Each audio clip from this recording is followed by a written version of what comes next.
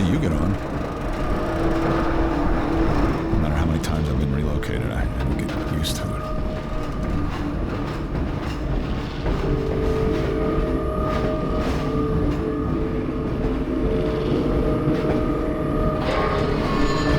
I'm Gabe Newell, and welcome back to Half-Life 2. It's been a long 20 years since its release. In this anniversary update, we've tried to respond to as many of the community's requests as possible. And while this might not be the absolute #1 request from fans, I often hear how much people would like a commentary mode, so we're excited to finally make that happen. Not only was it a challenge to remember many of the details of Half-Life 2's development, but it's not easy to crack open decades-old computer code and wonder what the hell you were thinking way back then. Along with the dev commentary, we've cleaned up a bunch of old bugs and tried to leave things in better shape than we found them. And at least this time, we had the luxury of knowing how things turned out in the end. To listen to a commentary node, put your crosshair over the floating commentary symbol and press your use key.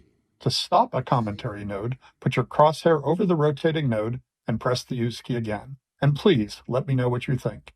You can reach me at gaben@valvesoftware.com. Thanks, and have fun. Physics objects. It might be hard to remember it now, but back when Half-Life 2 came out, small objects in games, like these bits of trash, were usually static, as in they didn't really move, or if they did, it was in a very simple way. If you were lucky, they might break apart into some sprites if you hit them. One of the goals for this initial train station section was to really make it clear to players that these kinds of things were properly, physically, actually being simulated in Half-Life 2. They could be picked up, dropped, thrown, broken, moved by other forces, you name it. Here we're starting with just a small thing, showing that trash is being blown by the arrival of the train, or, more specifically, an invisible volume that's triggered by the player leaving the train. Train station. The beginning of a Half-Life game has a big job to do. We have to introduce players to a new world while teaching them how to interact with it.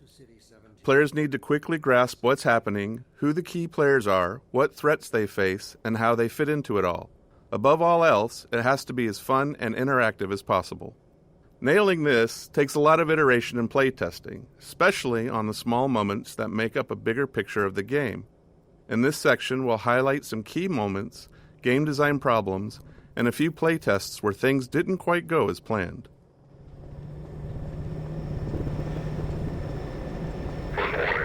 Metrocop shoving citizens. We've only walked a few feet and we're already got problems to solve. We're introducing the Metrocop, an enemy that eventually we're going to ask players to kill, and giving you a glimpse of the world they're stepping into. It's a simple, clear moment that shows the relationships between the Metrocops and citizens, and by extension the player. At the same time, we decided to reinforce the existence of the core physics simulation, showing the way in which NPCs can casually interact with objects in the world. Seeing something like a suitcase knock into another and dislodge was pretty novel back then. These moments at the train station, where we combined multiple goals, were the most successful. They felt natural, like the game wasn't pausing just to teach you a lesson. Sweeping Vortigaunt. Another key moment of storytelling, and another nod to the physics system. Here, we're showing how Vortigaunts fit into this new world, which is a big shift from their Half-Life 1 role as enemies. Like so many moments in Train Station, the Sweeping Vortigaunt came from our constant hunt for ways to show characters interacting naturally with the physics system. Why just tell players Vortigaunts are friendly now, when you can show one casually sweeping the floor and knocking around some simulated objects? Nothing signals, hey, don't shoot me this time around, like someone willing to tidy up. Citizens. When it came time to design the human citizens of City 17 and the world outside the city, we chose to include a variety of races, ages, and genders. This not only provided narrative context for the Combine's enslavement of all of humanity, but it was also important to us that anyone playing the game could see themselves represented in the Resistance, with everyone on Earth united against the Combine. While we found a number of candidates to use as reference in creating these citizens through our daily lives and connections, we ultimately resorted to advertising in the Seattle Times classifieds to reach the desired range of faces that we'd envisioned. Natural storytelling. To achieve our world-building and storytelling goals throughout the train station, We needed a natural way to deliver dialogue without it feeling too gamey or requiring tutorials. We noticed players often approached NPCs to get a closer look, so we turned that into an opportunity for the NPCs to acknowledge the player and deliver their lines. This kept interactions low-key, which was essential since the citizens aren't exactly too cheerful or lively. The simplicity of this approach also aligned with one of Half-Life's core storytelling goals, making the narrative responsive to the player's interest. Some players want to dig into every detail, while others just want to know what to do next. Giving players control over how much story they want to engage with, without it blocking progress, is a goal we always try to maintain in a Half-Life game. Plus, the less complicated a feature is to implement, the more of it we can include. Early tech planning. Shipping a game always teaches us a lot. We finally get to find out which choices we made were good ones, and which were ones we should do differently next time. So after Half-Life 1, when we sat down to start thinking about what kind of sequel we could build, we had all kinds of player feedback to digest. From it, we tried to build a master list of things that Half-Life 2 was going to focus on. We didn't try to design a specific player experience. Instead, we found it more useful to approach the question from a technological standpoint. Black Mesa's security guards and scientists had worked well. What could we do if we pushed it really, really hard on characters? We liked our interactive storytelling. What could we build that would allow us to do even more of it, and a greater variety? The exploration and interaction with the Black Mesa was compelling to players. Maybe a physics system would allow us to take that further. In all these areas, we tried to imagine the best version of it could look like years in the future, and back solve from that a set of technological steps that might get us there. Storytelling. Creating a sense of immersion was a core principle in our approach to Half-Life 1's storytelling, and it led us to the self-imposed constraints of never, or at least very rarely, taking control away from the player and of keeping the player's avatar silent.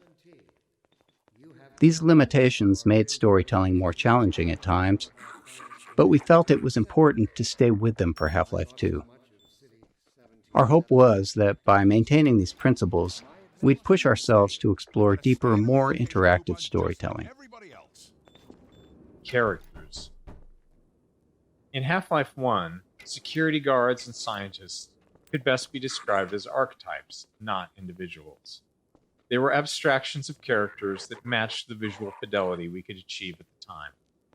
But as our technology improved with Half-Life 2, we saw an opportunity to move beyond abstractions.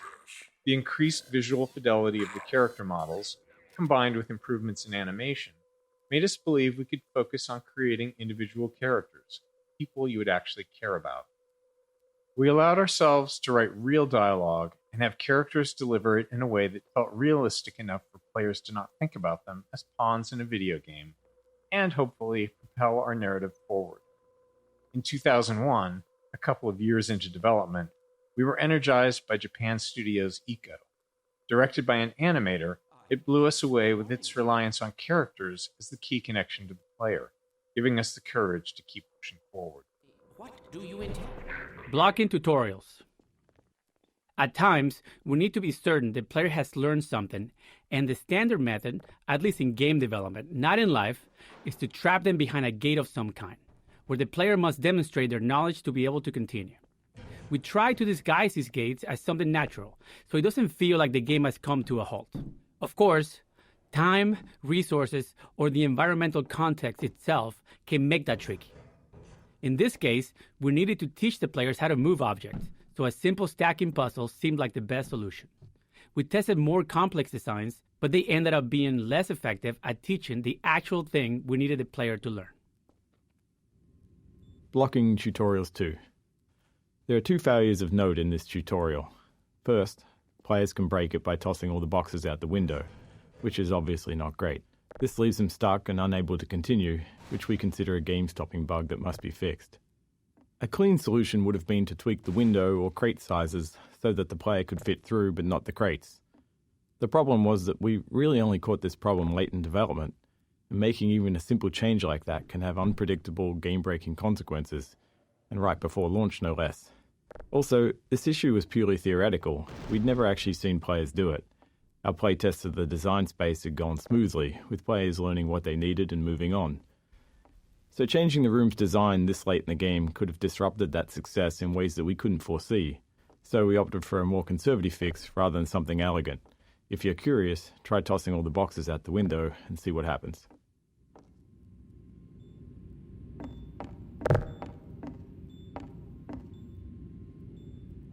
Blocking Tutorials 3.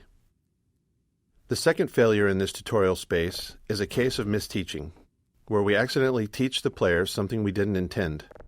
This can be hard to avoid without extensive playtesting, since the game is always teaching, even when it's not by design. We cover a more extreme example of this later in Train Station. Some cases of misteaching are critical to fix, like if the player learns the wrong way to use a weapon or interact with a common element of the game. But this one was more subtle. While teaching players to move objects, we also taught them to stack physics objects to escape a space. Normally that's fine, except we don't deploy that puzzle later in the game, and teaching something irrelevant just clutters up their mental toolkit and makes it harder to readily keep useful things in mind later on. Worse, stacking objects to escape the play space become a problem later on, something we had to actively prevent in multiple areas. With so many physics-based objects in the game, blocking this behavior without putting ceilings everywhere wasn't really an option. In the end, we hoped players wouldn't overthink this early lesson, and when playtests showed players getting stuck later on, we made sure not to remind them of it. Fall damage. Teaching players how to do things is an essential thing for the game to do. But for them to make confident decisions, they also need to understand the more subtle rules.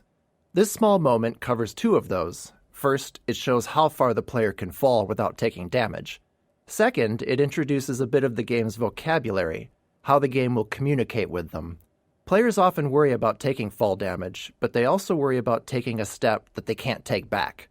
So here, a welcoming crate to land on signals that dropping down is safe and it's the way forward.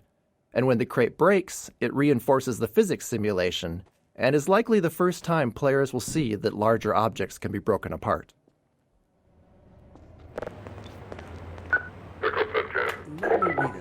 Pick up that can. Contextualizing tutorials, creating a story scenario in which they happen, lets us do more than just stop the game to teach players something. We get to add narrative value to the moment. Here, teaching the player how to throw objects is combined with a narrative setup that gives them a choice in how to respond. After watching the Metrocops casually abuse citizens, it felt right to put the player in a similar position next. If they had opinions on how the citizens should have reacted, now they get to express them. Playtesting showed most players either complied or refused the request to pick up the can, but some tried to avoid the confrontation entirely. Others would comply initially, then retaliate after feeling humiliated. By keeping the moment relatively constrained, in both terms of player actions and the space itself, we could generally react appropriately to whatever choice they made. Playtesting. Playtesting is a core part of how we make games. We can never fully predict how players will respond or what they'll take away from what we built. So we test to learn and hopefully improve. During a playtest, we don't guide or talk to the player, even if they're stuck, as it's extremely unlikely that we'll be sitting there next to the player once the game ships. Our goal is for testers to forget that they're playtesting altogether and play as if they're at home. Any interruptions risk skewing the data, so we only step in if there's a bug that's blocking progress, or more rarely, if their behavior is so confusing that we need to understand what they're thinking. Early in a Half-Life game, one of our goals is to make promises to the player, giving them a sense of what to expect later on. From movies to TV shows and books, all great entertainment does this in some way, and video games are no different. The promises in a Half-Life game can take different forms. Some are simple, like offering just a glimpse of something intriguing. Others are more layered, like the interactions with Metrocops. By putting the player in a powerless position against them, we set the stage for that future moment when they can finally get to retaliate. The Citadel. We wanted the player's first view of City 17 to highlight the Citadel and its dominance over the city, representing the Combine's complete and total power over humanity. It also needed to serve as a clear goal. Even at the start, you can see where your journey ends. But despite its massive size, playtesters often missed it. A player's sense of depth and scale can be tricky on a computer monitor. If you've played any games in VR, you'll likely have noticed that scale feels more natural. Anyway, in this case, the Citadel's position above the player didn't help things either, which may be because FPS games train players to focus straight ahead or down at their feet. To improve the chances of players taking in the Citadel, we added birds flying towards the structure. A subtle trick we've found helps guide the player's view. Ropes. One of the things we noticed in all of the reference images that we gathered for City 17 was that there were cables and wires everywhere, and that they were a large part of the high-frequency detail in view. We loved the look of these older European cities enmeshed in the haphazard web of modern life. We felt like we needed a solution for cables, ropes, and similar elements, and we wanted them to be dynamic. Our level designers were eager to create plug puzzles, and connecting a cord to each plug helped players better understand the mechanics. Early in production, we built a rope system and iterated on it throughout development. Under the hood, each rope is made of multiple segments stretched between the two endpoints, and they can move independently. Each segment acts like a spring and responds to forces in the game, such as a gentle wind or the passing of a combine gunship overhead. When rendered, each segment is shown facing the camera and is bump mapped, which is crucial for giving the ropes a realistic, rounded appearance. Playtesting Anecdote 1. One memorable playtest reminded us that we can never be certain what players are thinking or what lessons they've taken from their experience. This tester, after playing from the start and stuck trying to open a door, spent several minutes going back and forth between the game and the keyboard settings. When we asked what they were looking for, they said they were searching for the inventory controls, thinking they could use an item they'd picked up earlier to unlock the door. While we'd seen them collect and drop several physics objects, they'd misunderstood what was happening. The tester believed that pressing the use key while holding an object moved it into an inventory because the item dropped straight down. We knew it was just gravity, but their assumption wasn't crazy. Some adventure games of that era did slide items into an invisible inventory that way. We explained there was no inventory, and the playtest continued. Later, we considered whether we needed to address this, but since no other playtesters had the same confusion, and all of our potential solutions were more heavy-handed than necessary, we decided it was an outlier that was okay to remain unaddressed. It served as a good reminder, though, of how even the most subtle, overlooked details can mislead a player. Exploration. After being herded through the train station by Metrocops, we wanted to give the player a chance to explore. This plaza offered several ways to interact with citizens, Metrocops, scanners, and the city infrastructure. We aimed for these interactions to continue building the world without needing explicit tutorials, and we refined them until they worked naturally, without any real training. Strider. This simple moment is a promise that you'll encounter this enormous thing later in the game. Even an uncomplicated scene such as this really does require a lot of playtesting and iteration because of Half-Life's goal of not taking control away from the player. As you can imagine, it takes a lot of small tweaks to ensure that as many players as possible are looking at the right place at the right time here. The street layout and the Metrocop scene are all set to guide the player's gaze, perfectly framing the Strider when it appears. Early game exploration. Up until this plaza, the player likely hasn't had to think much about their path, as it's been clear and straightforward. But here, we wanted to encourage exploration, which meant making the way forward less obvious, which can produce a feeling of being lost or, worse, confused, as you might expect. These kinds of shifts can be tough, especially early in the game, when the player is still learning the game's guidance cues. Here, it's further complicated by force-fielded checkpoints, which allow NPC citizens to move through, but restrict the player, leading many playtesters to believe that there was a way to bypass them. Ultimately, it was extensive testing that helped us find the right visibility for the alley forward, using lighting, layout, and a wooden crate, an object players have already used as a sign they're headed in the right direction, all to subtly guide them forward. Closed captions. During Half-Life 2 development, we were approached by folks interested in accessibility who encouraged us to go beyond the subtitle system we had built for Half-Life 1. They requested a full-featured closed captioning system to capture all game sounds, not just dialogue. This turned out to be a much tougher challenge than expected. Half-Life 2 produced a wide variety of sounds, and categorizing them for captions was crucial. Prioritization was also key, Dialogue needed to stand out, and it had to be clear who was speaking. Ambient sounds, like distant combat, were important for setting the mood in some levels, but less so if there was an enemy shooting nearby.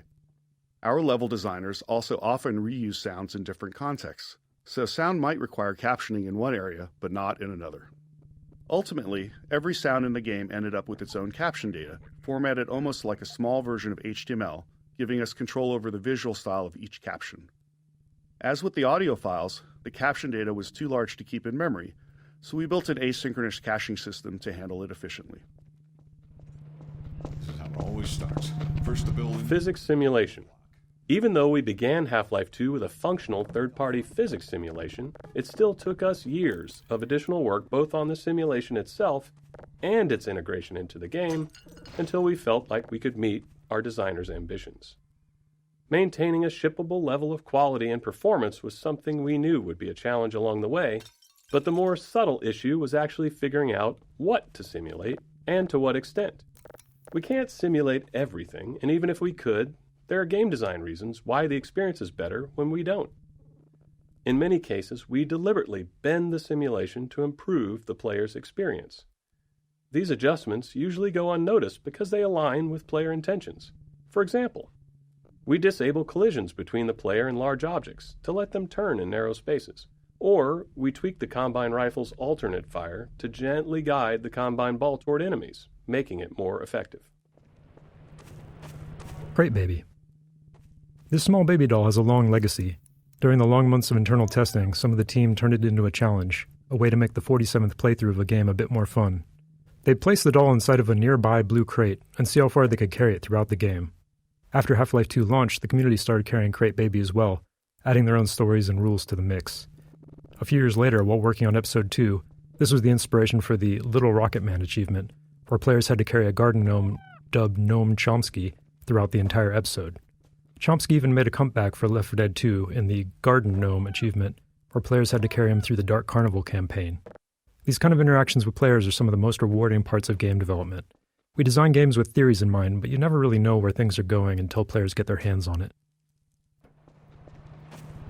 Physics Simulation 2. Areas where game design or other constraints impacted the physical simulation often required extra tuning to keep the simulation from blowing up.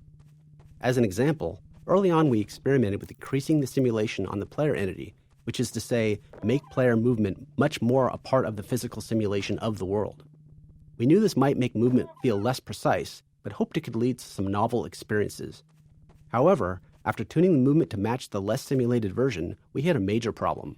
The physical force needed for the player to move at their usual speed was so high that simply running into other simulated objects could result in death from the impact. We iterated on it, but ultimately couldn't find a solution we liked and reverted to the less simulated movement. However, this wasn't exactly the easier path. It introduced new challenges with how the less simulated player interacted with the more simulated objects in the game. But it did allow us to deliver the precise movement experience we wanted. Playground. When we discussed ways to highlight our physics simulation around the city environment, a playground felt like the natural fit. And for players paying attention to Dr. Breen, it's also a reminder of the cost of humanity's surrender to the Combine. We chose a few playground structures with interesting physics potential and began tuning them. Even with the advanced physics simulation we had at the time, setups like this always required hand tuning, as we had fully simulated objects interacting with non- or partially simulated ones, such as the player or static world geometry. It might be easy to assume that a simulation can carry a lot of the load of implementation, but even now, 20 years later, that is rarely the case. Back when we were working on the playground, late in development on the game, we couldn't get the friction on the slide to feel right, so we decided to break the ladder so the player couldn't get up there. However, you still can just walk right up the front. As is commonly the case, you, the player, get the last laugh on us. Materials and shaders.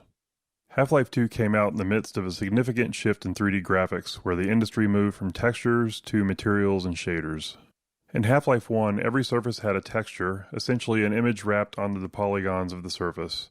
But by Half-Life 2, just 5 years later, every surface had both a material and a shader. The shader was a lump of code that customized how the surface was rendered. The material defined properties for how the surface behaved physically and how it responded to gameplay features. It also held references to textures and other parameters for the shader to use for rendering. As a result, artists and designers had much more control over how things looked and behaved. However, this came with a trade-off. Half-Life 1 could run on a computer with only a CPU, but Half-Life 2 required a GPU because the computations needed for materials and shaders were specifically designed for GPU hardware. The refracting glass door here is a clear example of a custom shader, but every surface in the scene is actually running a shader of some kind. Cube maps. With the addition of materials and shaders, we needed a solution for reflective surfaces like glass and steel. These surfaces had to know what to reflect, but in 2003 we couldn't do any of that rendering in real time, so we developed the cube map system for pre-computed reflections. A cube map is a set of 6 images on the inside of a cube, capturing the environment in every direction, like a panoramic photo that surrounds you on all sides. Level designers placed invisible marker entities throughout the levels, and during map compilation we generate a cube map at each marker.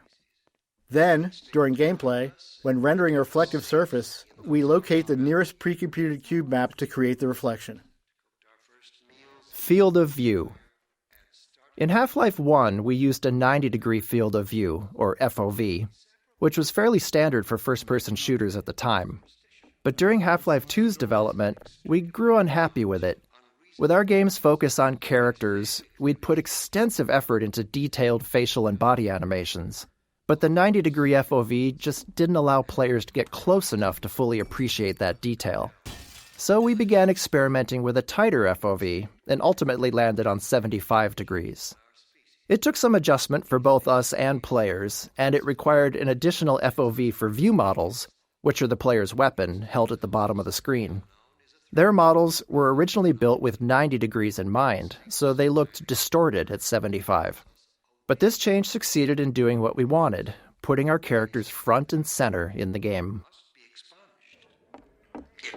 Reference maps. As our characters grew more lifelike between Half-Life 1 and Half-Life 2, we wanted the game world to feel equally realistic. In Half-Life 1, the limitations of first-person games often made it easier to lean on stylized or abstracted environments. But with Half-Life 2, we set out to create a setting that felt grounded in reality, which meant focusing on a lot of small details we hadn't before. One of our main steps was creating reference maps to standardize how we'd map real-world proportions into the game. These maps establish details like wall and door dimensions, doorknob heights, interior lighting, furniture scale, and the general scale of common objects. We created standardized textures for level designers, complete with scale and lighting values, so layouts would be consistent from the start. Besides setting up the physical world, these reference maps defined how the player would move through it, how high they could jump, how low they could duck, and the size of spaces like vents. Using these maps as foundation, we were able to keep our world geometry consistent and ensure realistically sized spaces across the game. Missing material. Early on in developing our low-level graphics code, we realized it would be difficult to spot polygons that weren't rendering due to a missing texture. When this happened, you typically just see black where the polygon should be, which could easily go unnoticed in darker scenes. To catch this bug more reliably, we created an error texture that would be visually unmistakable and generated automatically whenever a texture failed to load. This gave rise to the now iconic purple and black checkerboard texture, which has since taken on a life of its own well beyond Half-Life 2. The raid. The section ahead, where the Metrocops raid the apartment while the player is inside, took a lot of iteration to get right. Generally, we design Half-Life to let players set their own pace, since people move through the game in a variety of ways. Some players run, ignoring anything that doesn't seem like a threat, while others methodically poke at everything. So, whenever we need to force a specific pace, it's always a challenge to ensure players perceive that pace and naturally play along. Since this is the first time we do this, we had to put in a lot of work to make it clear to the player that they needed to move quickly, and there's no time for exploration here. The Raid 2. In addition to making sure the player felt the pressure to move forward, we had to ensure the raid itself was foolproof. There couldn't be any way for the player to avoid it or double back past the Metrocop. The real challenge wasn't that players would try to break the scene, but that many would panic and run in random directions once they realized they were under threat for the first time. This moment requires a delicate balance. We wanted a heart-pounding escape, the sense of real danger, but we wanted players to make it through on their first try and feel like they escaped by the skin of their teeth. To achieve this, we kept the path ahead clear and reminiscent to the one they had just taken through the previous floor. A series of carefully placed triggers controls the threats appearing ahead and behind, maintaining the pressure while still giving players enough time to stay ahead of their pursuers. Health and no HUD. The rooftop chase sequence posed a unique design challenge. We didn't want it to be a true gameplay obstacle, and our best case was for players to make it through on their first try. But we still wanted to create the sense of real danger, where players felt legitimately threatened if they didn't keep moving. The challenge was that without the HEV suit, players don't technically have a heads-up display or HUD, which means no way to show damage or remaining health. After some experimenting, we created a special health system for this section, using a red glow around the screen to indicate damage. Players reacted as we hoped, taking it as a sign to keep moving, and the chase unfolded as intended. To top it off, we made health regenerate quickly so the glow wouldn't linger, reinforcing to players that running was indeed the right choice, and ensuring players weren't taken down by a stray bullet at the end just because they dawdled or hesitated earlier on. Playtesting Anecdote 2. In the upcoming section, we needed the player to be knocked down so Alex could save them. With limited time and resources, we simplified the encounter as much as possible, reusing existing systems and letting it play out like a normal combat sequence, with a custom event triggered when the player died. After a few playtests to fine-tune the timing, we moved on. But as we got close to shipping, we encountered a problem with a playtester who quick-saved constantly and immediately hit quick-load whenever they thought they'd failed. When a Metrocop hit them, they quick-loaded before Alex could step in, repeating this more than 10 times before we asked them to stop. At this stage of development, in the final bug-fixing phase, we had to limit ourselves to fixing only game-breaking issues, since even small changes could risk breaking something more important. Knowing this was a rare edge case, because most players had no trouble, we made a few conservative changes. We shortened the delay between the knockdown and Alex's first line, and changed the fade-out color to white instead of black, which wasn't ultimately that useful since players hadn't died enough yet to associate black with death. We considered disabling quick load for the few seconds that the scene plays out, but we were worried that could introduce a bug where quick load became disabled permanently. Alex. Nailing Alex's design was a big challenge. We wanted the player to both respect and care for her.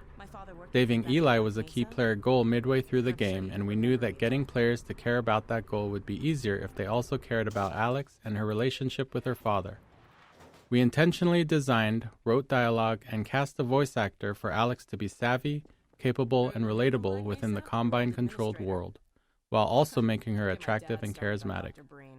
We aimed to avoid the objectification, exaggeration, and hypersexuality that many games of the 2000s featured, as we felt that would undermine our goals for her character.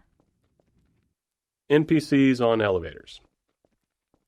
We often spend a significant amount of time solving problems that players might not even notice. Many of these are subtle design challenges, while others stem from multiple systems interacting with each other.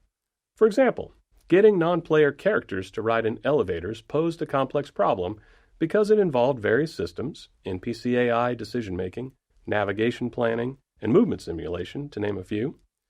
Additionally, the elevator itself had its own simulation requirements unrelated to NPCs. One of the more subtle challenges came from the fact that we simulate NPCs at a slower rate than we simulate elevators.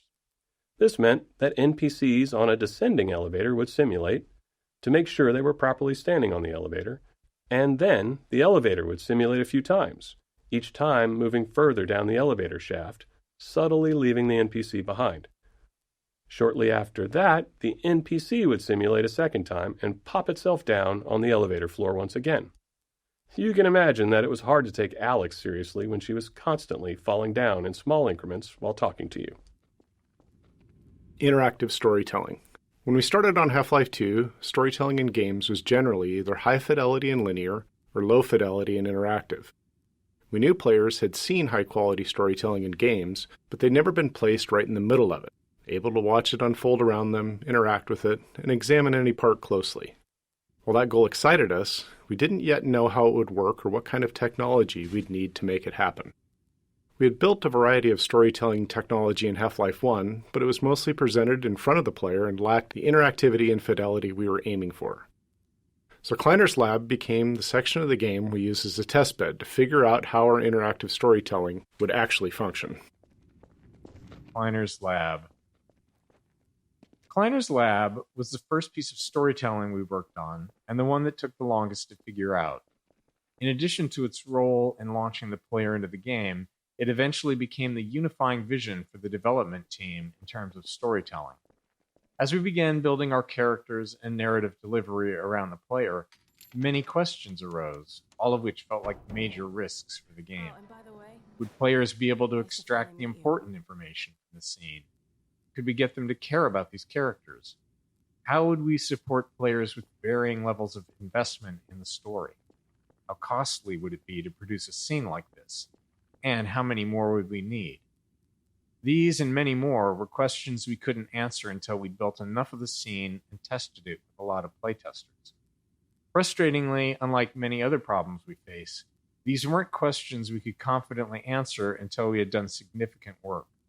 We can often test gameplay ideas with low-fidelity prototypes, but if a player isn't invested in our storytelling when the characters are just gray blocks, how confident can we be that they'll care once the characters are fully realized?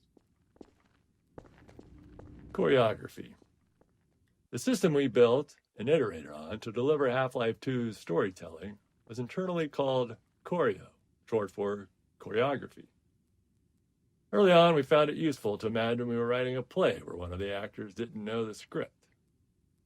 We needed a system that could control all the other actors, moving them around the stage, delivering their performances and speaking their lines. To handle this, the other actors would need to seamlessly mix our directorial commands with dynamic responses to the player's position and behavior. Timing was clearly going to be a major challenge, as any part of the scene might need to lengthen, contract, or even pause, depending on what the player was doing. FacePoser. The primary tool we built to power the Choreo system was called FacePoser, an inaccurately named program that allowed our animators to lay out the entire structure of our scenes along a timeline.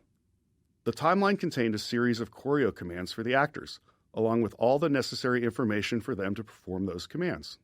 By layering these commands on the timeline, animators could easily describe how an actor might need to face one thing while talking towards another and walk to a different location, all at the same time.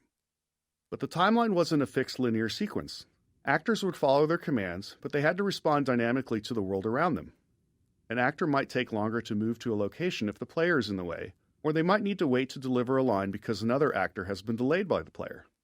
FacePoser allowed us to rapidly iterate on scenes, trying different layouts, dialogue deliveries, and timings. This ability to quickly experiment and adjust proved critical in finding the right performances to achieve our character and narrative goals. Choreo commands. This debug visualization shows the two most common choreo commands actors receive throughout a scene, internally known as look-ats and move-tos.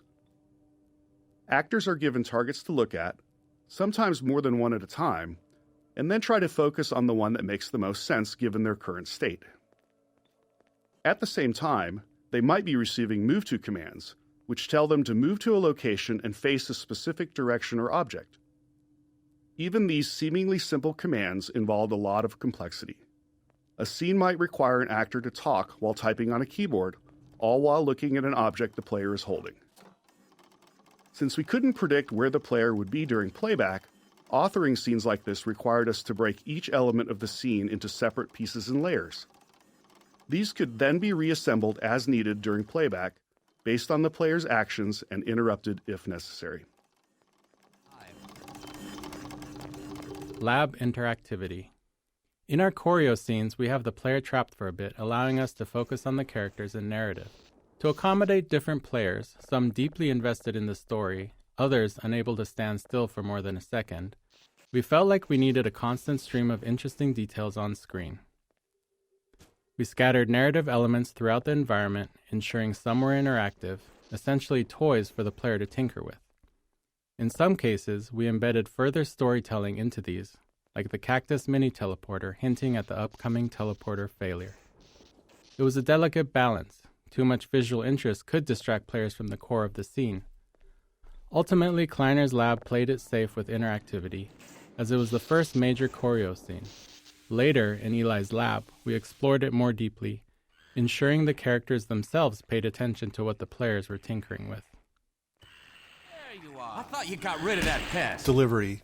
It took a lot of iteration and playtesting to strike the right balance of information and emotional connection in our major choreo scenes. Each scene had a lot of information we needed to convey to the player, but we couldn't just have characters spouting exposition. Players would start thinking of them more as signposts than as people.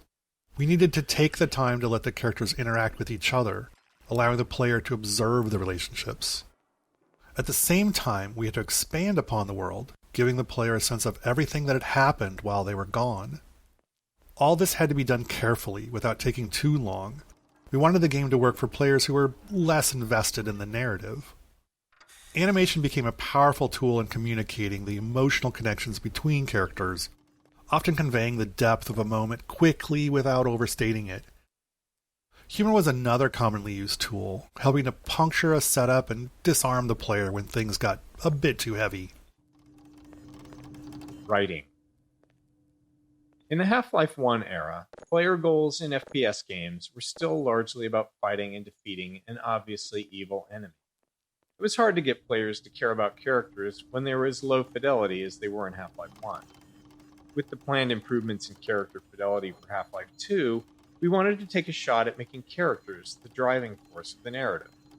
Our goal was for the player's motivations to align with those of our characters, for the player to care about these people, their hopes and fears, and to want them to succeed. With this in mind, we were able to assemble our approach to character and dialogue. We would create a set of characters who liked and cared about each other, hoping that the player would feel the same.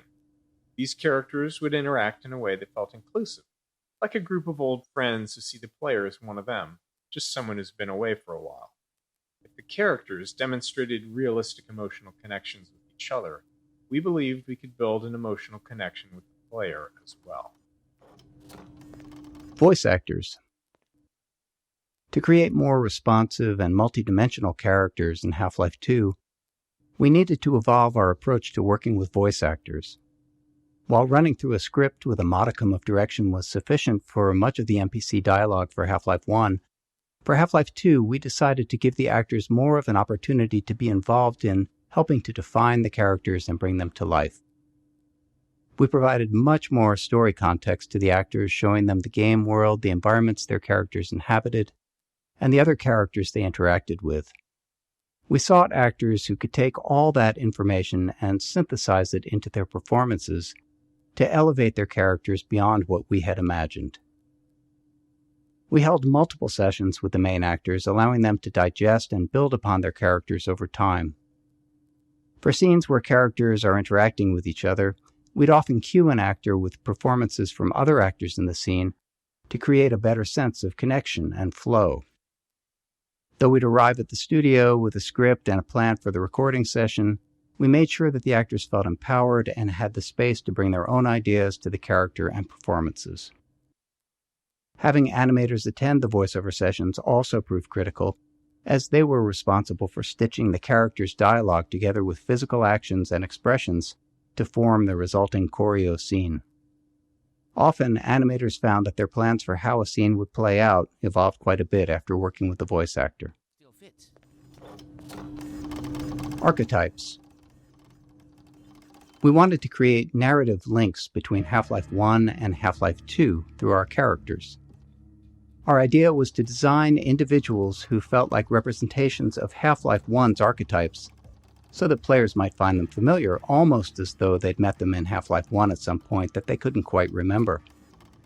We based Dr. Kleiner on the scientist model we felt was the most iconic, and his personality was largely shaped by Hal Robbins, whose voice and performances had defined the Half-Life 1 scientists.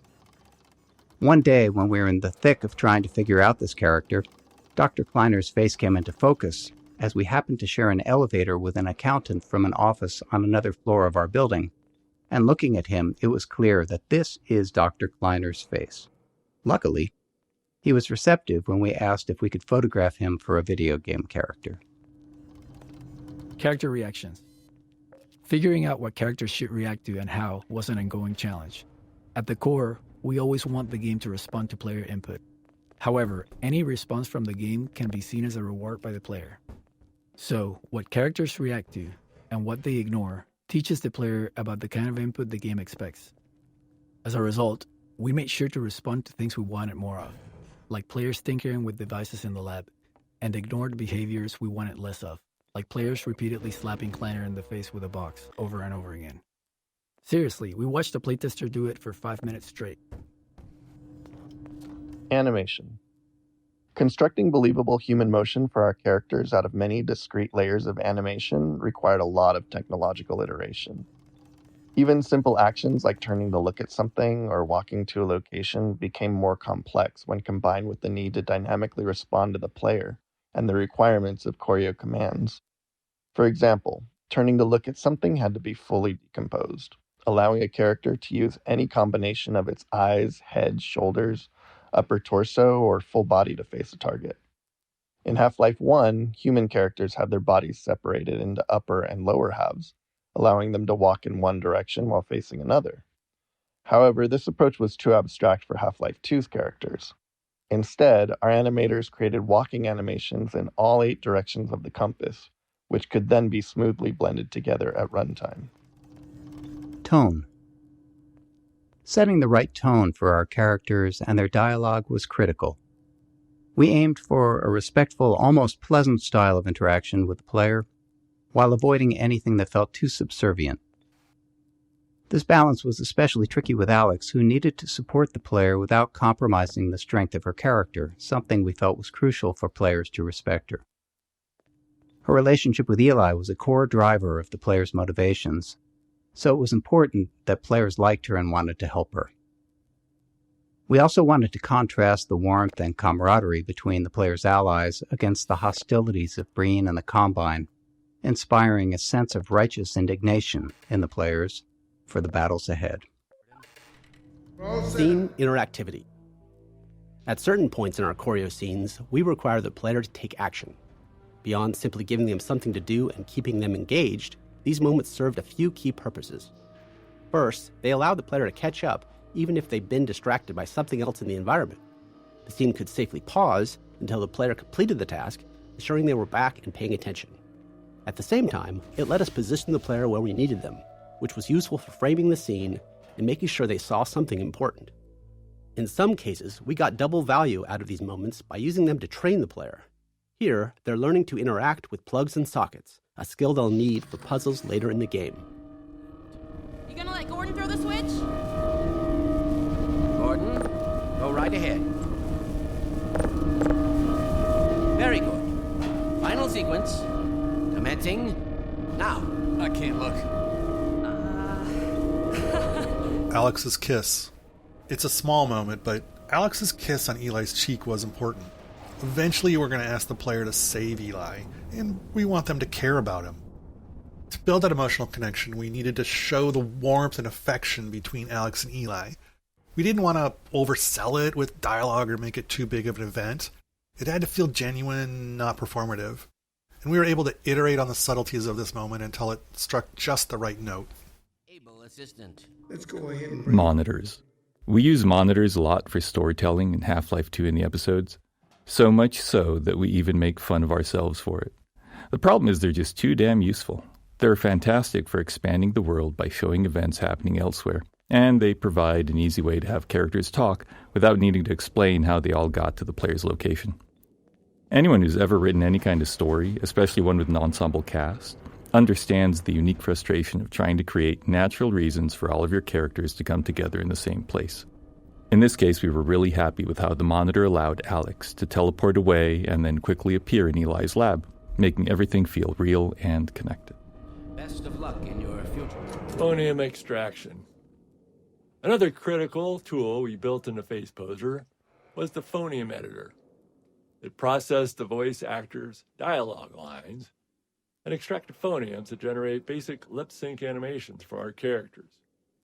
For the hero characters, our animators used this as a starting point to create high-quality custom animations for each dialogue line, incorporating full facial animation. However, in a dynamic choreo scene, the animators wouldn't know exactly what the rest of the actor's body would be doing. This meant it required careful layering of choreo commands and timings in Face Poser, while still maintaining the actor's ability to dynamically respond to the player. At the time of Half-Life 2's release, most first-person shooters gave the player a gun or a melee weapon right off the bat, but we opted to start them empty-handed. Without a weapon, it was easier to train the player on the more novel ways they're able to interact with the world, and introduce them to our story. We wanted the player to transition from fugitive to the aggressor, and arming them at the right time created that moment naturally. By the time they finally get a weapon, they're done running away. They say sometimes the best way to win is to walk away, but we all know that's not true. The best way to win is to run towards something while shooting at it. Dynamic mixing. During gameplay, many sounds are playing at the same time, but some are naturally more important than others, and we need to set the volumes of the sounds relative to each other to ensure that the important ones stand out. In a movie, this sound mixing is done as a post-process, but in a game, it happens real-time, responding to players' actions, so we can't predict ahead of time which sounds will play simultaneously. To handle this, all the sounds are grouped into types and tagged with priorities. And during gameplay, the audio system monitors all the active sounds and lowers the volume of sounds in a group if a higher priority sound is playing. And this mixing is adjustable. If the gunshots need to be loud in one scene, we can make them higher priority there. If a specific line of dialogue needs to be heard clearly, it can then force all the other sounds to drop in volume. And we do the same thing with music. It's a subtle but very critical system, and it just prevents the soundscape from becoming too cluttered. Bullet audio. If there's one thing we're sure of, it's that a lot of bullets will fly past a player throughout the game. So we spent a bunch of time trying to perfect the audio treatment for it. Unfortunately, bullets in the game are essentially instantaneous, so we can't just attach a sound to them and rely on the movement for positioning. So after some experimentation, we landed on this solution. By figuring out the closest point on the bullet's trajectory to the player's ear, we calculate the exact time and position the bullet would conceptually pass them. We then play two different sounds at that point to fake a Doppler effect, one for the bullet's approach and one for its departure. And we delay the departure sound based on the calculated time the bullet passed by. Audio caching. Another problem we ran into was the sheer amount of audio in the game. With all the gameplay sounds, music, and dialogue, we had too much audio to be able to store it all in memory. Memory was at a premium in 2003. But as you can imagine, we need to be able to play sounds immediately, especially if they're gameplay related. So we built an audio cache, which stored only the first 125 milliseconds of every audio file and kept that in memory. That 125 millisecond time was our best guess for how long it would take us to be able to stream an audio file in from disk. Then, whenever a sound was played in-game, we'd play the start of it from our audio cache while simultaneously kicking off a load of the full audio file from disk. By the time our cache start ended, we'd have the file loaded and could continue playing the rest of the sound. There were some other minor features, like keeping recent sounds fully in memory so that high-traffic ones didn't need to be loaded constantly. In today's engines, all kinds of assets, beyond just sounds, typically use the same kind of strategy. Physics sound. Getting physics to feel right for the player meant that the sounds produced by physics had to sound right too. As humans, we're all used to how objects and materials sound during various interactions, even if it's not something we actively notice. While we knew we couldn't account for everything, we wanted to focus on the details that contributed most to making our physics sound realistic. We started with per-object sounds for collisions and impacts. This allowed an object like a wooden crate to have custom sounds when it collided with other objects or classes of objects. Next, we began dynamically modifying these sounds based on the characteristics of the physical event, such as the masses involved and the force of the collision. This worked great for collisions, but didn't hold up in other interactions like objects scraping against each other. In reality, a wooden crate makes a different sound when it scrapes against a wall versus when it's thrown against that same wall. Let me tell you, nobody has done more research on the nuances of a wooden crate's physical properties than us. To get what we wanted out of these interactions, we implemented per-material collision sounds, metal against wood, metal against metal, and so on. These sounds were also dynamically modified based on details, like material hardness or type of metal. Getting this system to sound right required countless small tweaks, which we could only identify once it was running. We also experimented with custom sounds for rolling objects, but ultimately cut the feature because we weren't happy with the results. Automating DSP. All the sounds the player hears are processed through our Digital Signal Processing System, or DSP. And this just refers to how audio is altered to reflect the environment the player is in. For example, the same sound will differ when heard in a parking garage, a small room, outdoors. In Half-Life 1, we manually placed invisible nodes throughout the world to define these DSP settings for each space. For Half-Life 2, we knew that manual placement was just going to be way too time-consuming, especially since we wanted a larger game, and we still only had one audio person on the team. So we built a system that automatically determines the DSP settings around the player in real time. It does this by analyzing the space around the player, assessing the volume they're within. It examines the materials that make up the environment, basically. And then the system matches that space to one of the 25 hand-authored basic DSP types. We adjust some parameters, and we create the fully detailed DSP that modifies the sounds the player hears. Metrocop scene. This is another scene designed to make it clear that the Metrocops are the bad guys, except this time the player has a weapon and can finally do something about it. That something comes out of the barrel of a gun. We knew we needed the player to feel righteous, and this moment was part of creating that. The Metrocops are still human, unlike the rest of the Combine in the game, so we felt like we had to go the extra mile in making sure the player's actions felt like justice and not just wrath. Staircase. There are situations throughout the game that stem from simple and quite straightforward design goals, and this staircase features two of them. The first was to frame the Citadel as it awakened, showing the player they stirred up the hive. The second was to showcase our ragdoll system. While it's standard now, in 2004 it was still a novelty to see bodies tumble realistically, and stairs provided a perfect stage to make that happen. City 17 awakens. The early train station section was designed to make the city feel indifferent toward the player, as if Gordon is just another nameless, faceless citizen, ripe for subjugation. But during the tenement raid and rooftop chase, the city identifies the player as an anomaly and starts to stir. Now, with the player as the aggressor, the city fully turns its attention on them. The Overwatch PA system, first heard during the raid, played a key role in delivering this message. If players listen closely, there's a lot of information about the city's awareness. Even when players didn't pay attention, though, the audio treatment still conveyed the emotional message we were aiming for. Explosive barrels. Here, we introduce explosive barrels, a staple of first-person shooters, but with a new twist. The second pistol shot sets the barrel on fire, starting a timed detonation. A third shot will detonate the barrel immediately. This way, players could either delay the explosion or trigger it right away, depending on the situation. Players may want to feed an explosive barrel to a barnacle and then shoot it twice as a handy way to safely dispatch a cluster of them. The delayed explosion also made for more interesting chain reactions between multiple barrels. Exploding barrels were a fan favorite in the series, but also were internally favored by level designers who often felt like the game could never have enough of them. Scanners. Scanners presented a tricky game design challenge. While we liked how their dystopian presence helped convey the Combine occupation as an oppressive surveillance state, we didn't actually want them to shoot at the player. We found that aiming into the sky to hit a small mobile enemy with a constant height advantage was something we couldn't make fun. Since we loved their role in the story, we decided that in combat, scanners would serve primarily as eyes, alerting nearby enemies to the player's presence, a feature we reinforced with sound effects from the soldiers.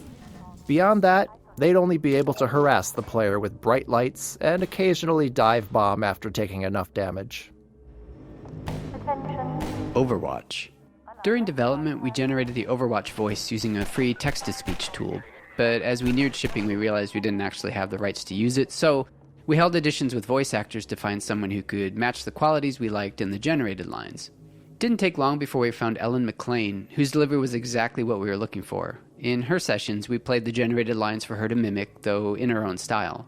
She was a bit sarcastic at first, given that she was being asked to replicate such a robotic delivery, but years later when she returned for her iconic role as GLaDOS in Portal, she'd found a way to creatively integrate that tone into her performance. Pistol design. The standard pistol is the workhorse of the game, functioning not only as the first range weapon you learn to use, but also as a method to interact with physics and destructible objects at a safe distance for the entirety of the game. To help make it feel more responsive and fun to use, the pistol employs a refire mechanic that's unique to it in the game. The gun will fire as fast as the player can click their input button, meaning that they feel an instant response to their input, and the faster they can click, the faster they can shoot. Shatter glass. When designing early levels where there are fewer mechanics in the player's toolkit, we found that it's just as engaging to spotlight new technical features instead, as we did here with breakable glass. For the shattering effect, glass was divided into a grid of small squares, allowing us to track which were intact or broken, and to blow out larger sections once enough squares were no longer connected. Each square was rendered with a unique texture based on the status of its neighboring squares, creating the sharp, jagged edges between broken and intact glass. While breaking glass is now commonplace in games, it was something we hadn't seen much back when we were making Half-Life 2, and we're incredibly happy with the level of fidelity and dynamicism it brought to the game. Helicopter Peekaboo. The Combine attack helicopter as central antagonist was something we wanted to develop throughout the entire chapter. The relentless chopper became a character in its own right. Here, if you listen and look overhead, you can hear its engine and see it flying along the train tracks and into the distance. This first glimpse is a small piece of foreshadowing, with its presence becoming more pronounced over time, until eventually you're squaring off against it. Iterative passes. Some chapters of the game, such as the on-foot sections of the canals in Ravenholm, were developed in multiple passes by different cabals. We found that handing off maps in this way led to greater variety in the experience, and a higher density of interesting moments, as each cabal added their unique touches to the maps. In the on-foot portion of the canals, the first pass established the art direction and the player path, along with the broad strokes of the experience and some major beats. But the team-wide alpha playtest identified insufficient tension and a somewhat monotonous experience here. In our second pass, we returned to the map solely focused on creating that tension and greatly increased the density of moment-to-moment scenarios. Water shader. The most complex shader we made for the game was the water shader, which made full use of the newly available programmable graphics cards. When water was present, the scene was rendered 3 times. First, the underwater world for refraction, second, a reflected view, and third, the parts above the water. When rendering the water surface, we blended the refractive and reflective views, showing more reflection at glancing angles using the Finol equation. We also tracked the ground depth below the water's surface, making it more transparent and less refractive in shallow areas. Additionally, we had to create 2 alternate water rendering techniques for lower-end graphics cards. Mid-range cards displayed a lower detail reflection without refraction or transparency, while low-end cards only rendered a partially transparent surface. Interstitial scenes. As playtesting progressed, we often found areas where players lost track of their goal, which isn't uncommon in a game like Half-Life. To address this, we added smaller interstitial scenes to help guide players along their path and reinforce their objective. After finishing the bulk of development on our larger choreo scenes, like Kleiner's Lab, putting these smaller scenes together became relatively straightforward. We discovered that using characters in these moments worked much better than relying on passive storytelling, or even some sort of reminder you'd find baked into a pause menu. Main station's right around the corner. Boxcar Bill. This small scene originally featured 2 human characters, but later in development, we replaced one with a Vortigaunt. We wanted to show that Vortigaunts were coexisting with humans and resisting the Combine as well. We also introduced their ability to heal the player, although we didn't fully capitalize on that feature throughout the game. Vortigaunts became a useful narrative tool for keeping dialogue brief, as their hive mind justified their full knowledge of the world and the player's goals. This meant they never had to ask questions, neatly sidestepping the challenge of writing dialogue for a silent protagonist. Barnacle Introduction. Because barnacles can be confusing when first encountered, we wanted to introduce them in a way that showed players their behavior at a safe distance. We decided to do that through a nature show-style predator-prey scene. But, as always, scenes like this took a lot of iteration to get players to reliably see. Surface properties. We play custom footstep sounds when the player walks on the slippery mud. This was a system called Surface Properties that used the material type to determine the sounds and other effects that should occur when walked on or shot at. Earlier in development, we had an effect that slowed players' movement when walking on mud surfaces. However, this was removed in the shipping version as it was decided it was too punishing. Mounted gun gallery. There are a few things going on in this scene. The turret firing at the breakable crates behind teaches players not to take the threat head-on and instead utilize the sewer route to defeat it. And when they reach the turret, players enjoy using it in a shooting gallery with a wave of Combine soldiers and dive-bombing scanners. We also begin to introduce the missile-firing Combine APC that pushes the players along and will show up again later in the chapter. Running around a corner into a new area just to see enemies standing there is always awkward, and it makes the world feel less alive and more like a shooting gallery. So we were motivated to introduce enemies into combat spaces in more interesting and dynamic ways that would communicate planning and intentionality on their part, as if these soldiers had had a plan for Gordon even before he showed up. The Metrocops in this scene jump down into this space via scripted sequences. Later in the game we use rappelling in a similar way.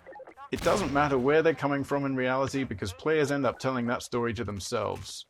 We found that in the end, combat should have a story implied in its setup, an ambush, a surprise, a surge, an assault. All of these scenarios use much of the same enemy AI, but all felt different to playtesters. Barnacle bowling. This is a satisfying example of how a bunch of design elements can come together in a matrix of interactions to create a memorable scenario for the player. We got barnacles, our physics simulations, slippery mud surface properties, and last but not least, explosive barrels. You've encountered all these on their own, but they're able to snap together naturally to create a moment we called Barnacle Bowling. Physics in puzzles. Often, simpler mechanics encountered earlier in the game are pulled from more complex ones as a form of training. The teeter-totter puzzle, the first physics-based contraption in the game, was actually derived from a later, more intricate washing machine puzzle in the canals. The teeter-totter uses the same principles of mass and ramps, but in a more straightforward way that players can directly interact with, helping them understand the game's physics and making later puzzles easier to tackle. This puzzle also highlights the analog nature of the physics system, with the placement of cement blocks and the player's own weight both factoring into the solution. Combine attack helicopter. Players have had glimpses before, but here is where we fully introduce the main boss of the Canals chapter, the Combine attack helicopter. This chopper relentlessly destroys a player's cover, forcing them to move forward or risk being gunned down. We wanted this sequence to feel tense and menacing, with the helicopter seeming far too powerful to confront directly, and maintaining that intensity through the canals until the final showdown in the reservoir. To achieve this, we heavily constrained the helicopter's movement based on specific gameplay goals. In this map, designed as a dash from cover to cover under helicopter fire, we created a ring path in the sky above the arena. The helicopter always travels to the farthest point on that ring from the player, keeping it visible and making it easier for us to place cover in just the right spots. Normal maps.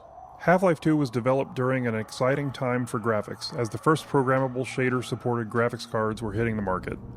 Using this technology, we became one of the first games to implement normal maps, a technique that enhanced the lighting on surface geometry. The normal map described the surface's roughness, allowing each pixel of a polygon to be lit in a way that made surfaces appear bumpier and more detailed than ever possible in Half-Life 1. Autosave dangerous. In Half-Life 1 we had a set of autosaves throughout the game, hand-placed by level designers and triggered when the player reached some specific moment or position in the game. This ensured that the game was automatically saved for you as you traversed through Black Mesa's corridors. In Half-Life 2, we found ourselves needing a new tool. The problem arose in some of the more complex arenas we'd built. Some of those encounters would last for quite a while and features multiple sets of enemies. Others were long, sprawling mixes of exploration and combat without any clear separation between the two. We never want an autosave where the player is in danger of dying right after loading the game, because that could place the player in a death loop. If you played enough games back then, you definitely found yourself in this situation at least once. So unless we deliberately crafted pauses in every arena's flow, there wasn't always a safe place to put an autosave. After some experimentation, we implemented a feature called Autosave Dangerous. This was a level designer tool that combined an autosave with an associated time frame. When triggered by the level designer, it immediately saved the game, but kept the save off to the side, not available as a save game to load from. If the player then stayed alive for the specified time frame, then the save would be committed and used as the most recent autosave. This allowed level designers to put an autosave at a reasonable place or time in an arena, specify a time, like 30 seconds, and if the player was still alive for 30 seconds, the autosave would be used. Soundscapes. In Half-Life 1, ambient sounds were placed by hand and then individually tuned. For Half-Life 2, we wanted more ambient sounds in our environment with higher quality and less manual effort for placement. So we built a system that we call the soundscape system. A soundscape is basically a small program that controls which ambient sounds play, where they come from, and then how they behave in a specific environment. So flies buzzing, wind blowing, birds, a distant train, distant combat. The soundscape system could then randomly select and play these sounds, and also, really importantly, handle the smooth transition as the player moves through environments. Soundscapes can also contain other soundscapes, and that allows us to create reusable collections of sounds. So, for instance, distant combat might be small arms fire, distant explosions, a passing helicopter. And these soundscapes would dynamically assemble and play from many individual sounds, and that helps us avoid the artificial feel of a single looping track.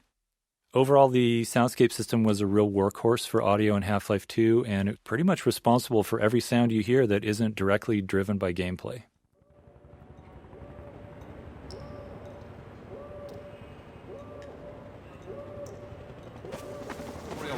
Manhack Matt. We called this guy Manhack Matt. We wanted to give players the sense that hundreds of citizens inhabited the hidden nooks and crannies of City 17. At this point in the game, it had been a while since players had seen a citizen, and we wanted to explain the significance of the manhacks, which was the first physics-based enemy that we created. In the original concept, there was a video arcade in the city where players could fly manhacks around to attack virtual citizens. Eventually, players would discover that the manhacks were real, and so were the citizens. As the Combine occupation became more fleshed out, this idea of a video arcade became an odd fit and eventually fell by the wayside. Explosive Barrel Factory. This room, filled with an absurd number of exploding barrels, inspired some good-natured debate within the team around how far to push the plausibility of our world. Frankly, one exploding barrel is probably too many in regards to realism. In the real world, barrels really shouldn't explode, even if you were to shoot them. Rising water. The floating bridge and wooden spools here introduce the concept of buoyancy as a tool for the player. In this case, it's not really a puzzle. It's just some fun for the player interacting with the physics system. But later, we revisit this gameplay element in the canals to raise a ramp for the airboat. Rendering systems. In the early 2000s, we couldn't afford a general-purpose renderer with the broad capabilities of a modern engine. Instead, CPU, GPU, and memory limitations required highly specific solutions to rendering challenges so we could squeeze every bit of performance out of a player's hardware. As a result, Half-Life 2 actually has 3 different rendering engines. One for world geometry, another for outdoor terrain, and a third for dynamic entities like characters and objects. These 3 renderers had to support a complicated matrix of features: collisions, ray traces, decals, offline lighting, visibility calculations, and more. On top of that, each renderer needed to support DirectX 7, 8, and 9. The differences among these DirectX versions were significant, often requiring different data storage and rendering approaches. They even used different programming languages. Altogether, we essentially had 9 different renderers, each needing unique solutions, and getting them all to look consistent was one of the most challenging tech problems we faced during development. GPU Wild West. During development, we faced numerous decisions influenced by our choice of minimum spec, the least powerful CPU and GPU combination that would still deliver a good experience for customers. In the early 2000s, there was far more variety among GPUs than today, with wide differences not only in speed, but in fundamental approaches to rendering. But at the time, we had no real data on the hardware our customers were using. What CPUs and GPUs did they have? How much RAM? Which version of Windows? We reached out to Microsoft hoping they might know answers to questions like, how many DX7 cards are in use? Or DX8? Unfortunately, they didn't have the data either. Realizing we were at risk of making bad decisions without these insights, we developed an analysis tool that allowed players to report their hardware specs to us and integrated it into the early version of Steam. The data was so useful that we decided to make it public, launching the Steam Hardware Survey in April 2003. It's been helping us and hopefully other developers make informed decisions ever since. Dynamic shadows. With a focus on character and physics objects, we felt a dynamic shadow system was necessary to render them all in all their glory.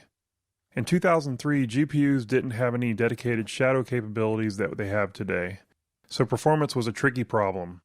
Our eventual solution went something like this, running every frame. First, find all the objects that might have shadows in view. Doing this meant figuring out which objects were in the view frustum, or slightly behind it, to catch entities that were off-screen but whose shadows might end up on-screen. Then we'd render a black shadow version of each one of those objects into a single shadow texture. For that render, we'd use the lowest level of detail model for the object to be as fast as possible. Finally, we'd use the shadow texture to draw each of the shadows into the player's view, darkening the already rendered pixels. We carefully cut around each shadow in that shadow texture to ensure that they correctly overlaid each other in the case where multiple shadows overlap. It's neat to look back on how we did these things, but ultimately we're a lot happier today, where GPU hardware makes it a much more straightforward problem. Headcrab canisters. Used headcrab canisters are seen later in Ravenholm, so we decided to show them here to tell the story of how they're used by the Combine. The story is that the Combine have weaponized Zen fauna to use them against the humans. Burrowed headcrabs was added as a new feature for this section that was expanded into a larger area that is meant to show a citizen shanty that was decimated by the headcrab assault. Dr. Freeman. Combinatorial shader explosion. Rendering became much more complex during Half-Life 2's development with the addition of hardware shaders, small bits of code controlling how each pixel on a surface should render. In 2003, shaders were far more limited than today. Half-Life 2 era shaders lacked conditionals and had severe code size restrictions. This meant no if-else branching logic to adjust based on different conditions, and no large shaders with broad feature sets. Also, compiling shaders as needed was just too slow to be useful, so we had to pre-compile them. To work within these limits, we had to compute every possible shader combination and store each one individually as its own shader. For example, if a shader affected a surface based on a single light source, we'd need another shader version for 2 lights, another for 3, and so on. And it was combinatorial. If that shader also supported a normal map, we'd need 2 versions per light, one with a normal map and one without. With features like texture blending, vertex tinting, specular highlights, alpha testing, and various other light types, directional point and spotlights, our shader count exploded. By release, we had thousands of individual shaders.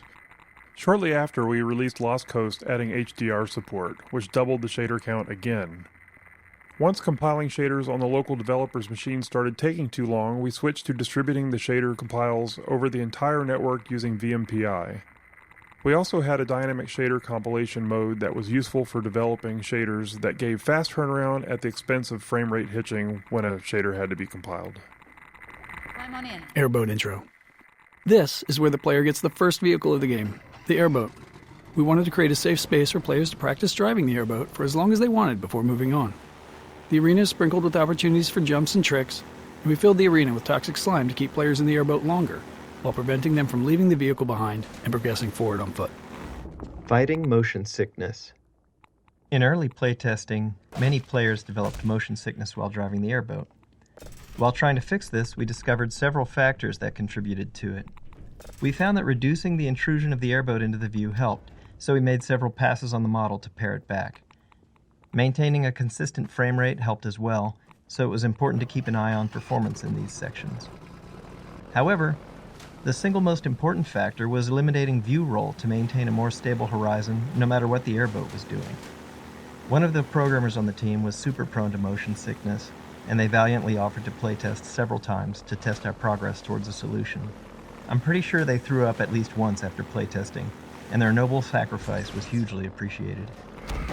Airboat time. Finding the right balance between vehicle time and time on foot took some work.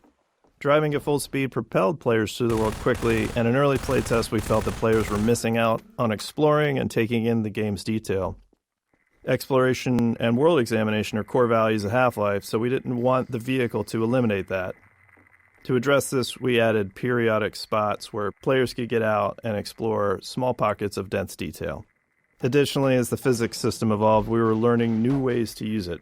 These spots off the airboat let us introduce an element of discovery around physics, like dropping crates into the water or combining barrels to raise a ramp. This gave players a chance to interact with water and physics in different ways. Floating supplies. In the alpha playtest, the canals were sprinkled with floating supply crates that players could smash with the airboat to collect the supplies inside. The mechanics were somewhat gamey, but helped keep the flow of the gameplay going, allowing the player to resupply on the go. To help make the premise more plausible, we wanted to tell the story of how the floating crates ended up so conveniently placed along the player's path. This scene of the citizens dropping supply crates helped sell that fiction, while also making the canals feel more alive. It also made players feel more heroic and important to be helped by so many supporting characters.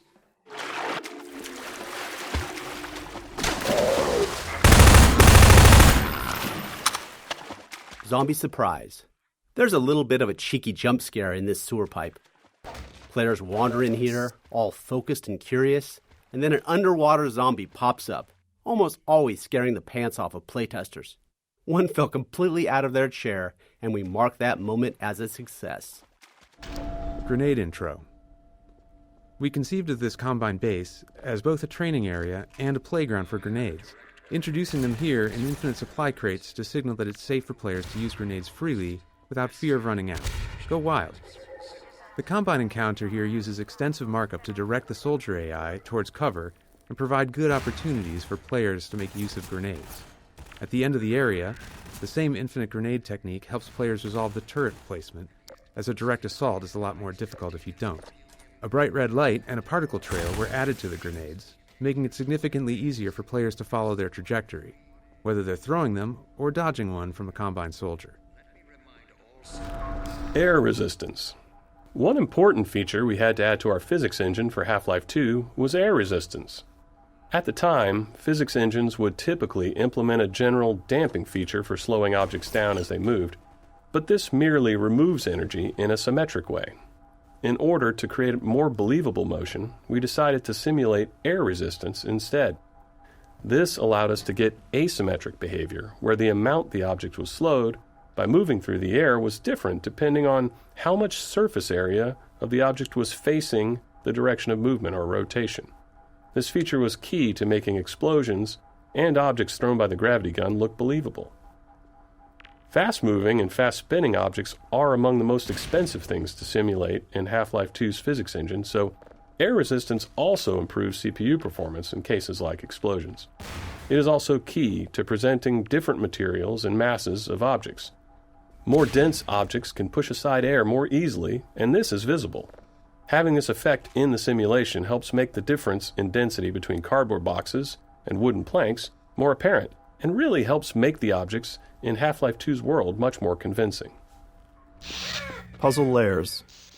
Because players are often totally unaware of the designer's intent, which we think is a good thing, they tend to respond in all kinds of surprising ways to our puzzles. Even seemingly simple puzzles can see countless failures along the way to success.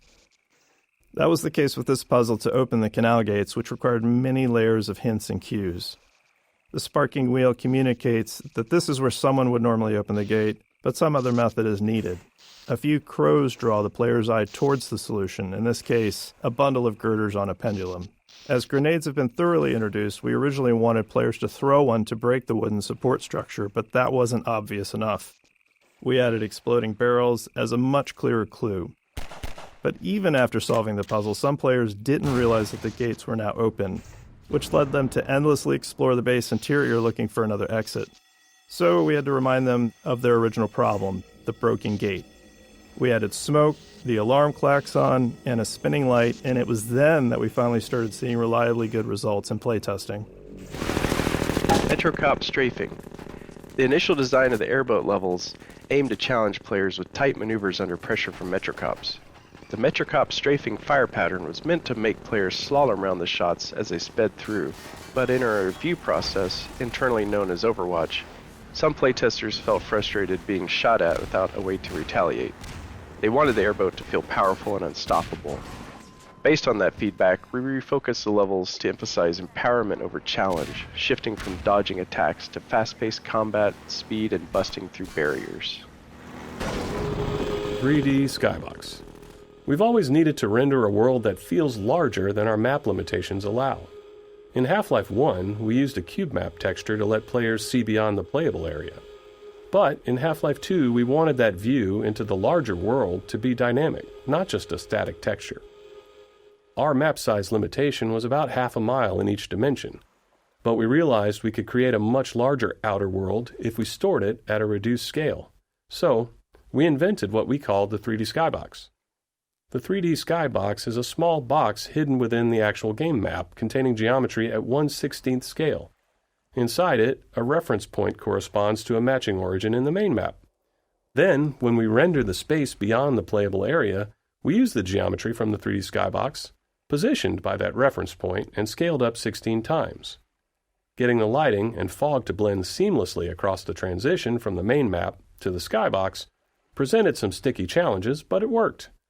The result made the world feel significantly larger and more immersive than it had in Half-Life 1.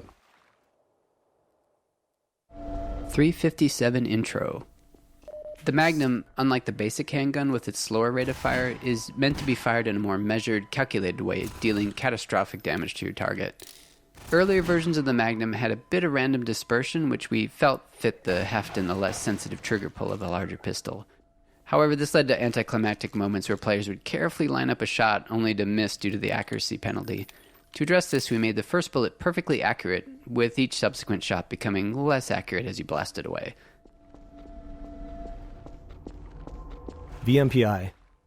During development, we became increasingly frustrated with our slow gameplay iteration speeds, mainly because map compilation, needed to pre-compute lighting and visibility, was taking hours. Computers in 2000 were far slower than today's, and they had only a single CPU core each. Inspired by SETI at Home, a distributed program that used PCs worldwide to analyze radio waves for signs of extraterrestrial life, we built VMPI, which was our own distributed system that spread the map compilation process across many office computers.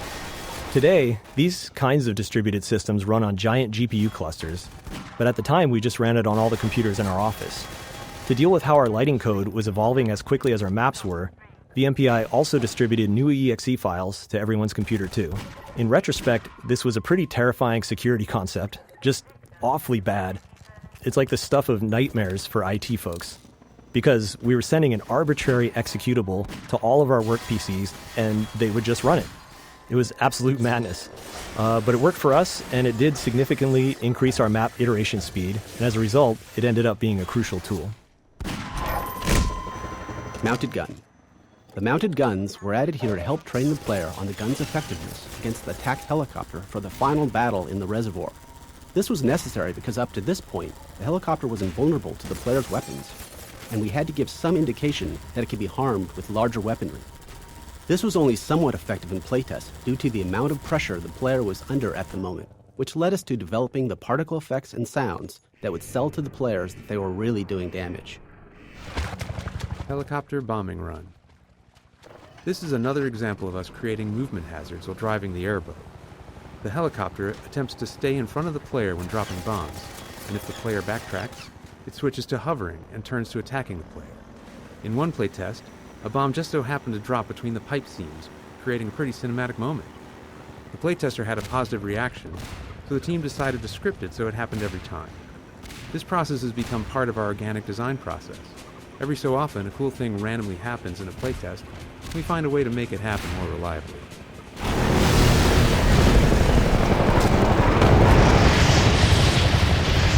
Smokestack collapse. When making a cinematic action game like the first Half-Life, we'd always wanted to make some big, spectacular destruction sequence, but we were never quite able to do anything like that. Half-Life 2's physics introduced a system for breaking physics small objects such as crates into pieces, which provoked the idea of doing something much bigger. We took a leap and tried breaking a smokestack into pieces as it fell. So we experimented with the masses until it felt better, refined the model, and added lots of smoke and audio to sell the effect. And there we had it. We had our big spectacular destruction moment. Ultimately, our physics made the sequence just barely possible in a way that maybe seems quaint by modern standards, but felt really awesome at the time. Because the simulation was unique every time we ran it, we had to take steps to avoid completely blocking the player's path with the big chunks of debris. The success of this sequence whet our appetites for the much higher fidelity cinematic physics destruction effects next seen in Episode 2. Displacements 1. After Half-Life 1 shipped, our level designers and artists wanted a better solution for outdoor environments, so we built the first version of our terrain system. It was based on subdivided quads.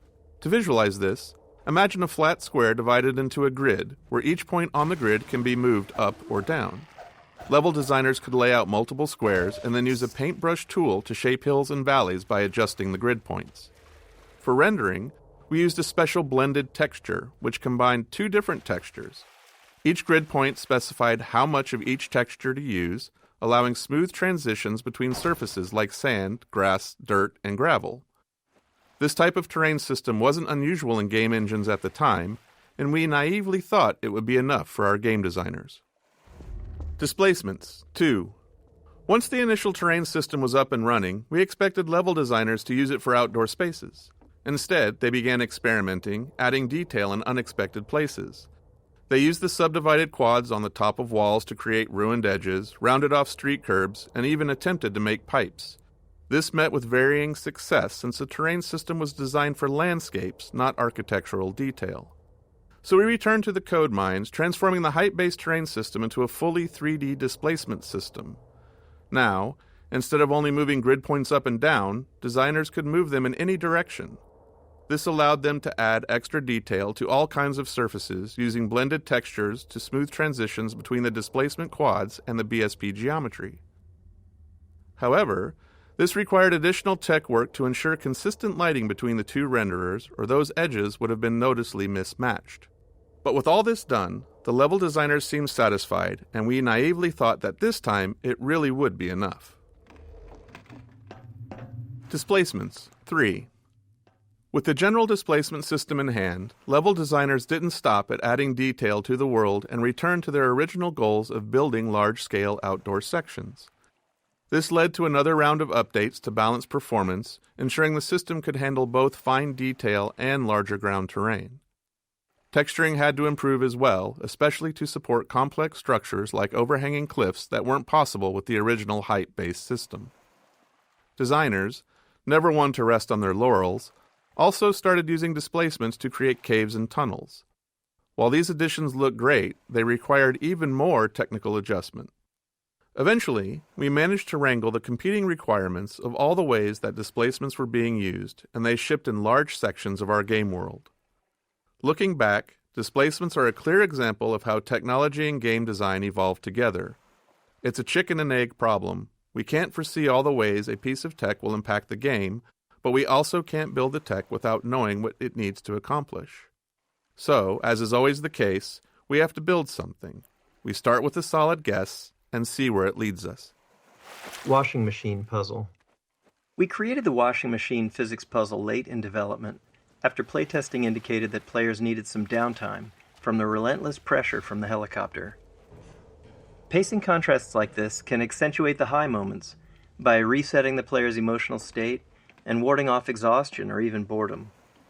It was a positive sign that players reacted so strongly to all the work done to make the helicopter truly menacing. But if we didn't manage the stress of it, fatigue set in, which quickly started to feel like monotony rather than excitement. Originally, players quickly drove through this area, but because of the nice sunlight and composition of the canal here, we decided it was a good spot to pause the action and have the player spend some quiet time solving a puzzle. The puzzle itself, which was the first to use masses and pulleys, ended up giving rise to other physics navigation puzzles elsewhere in the game. Hurry. Gestures.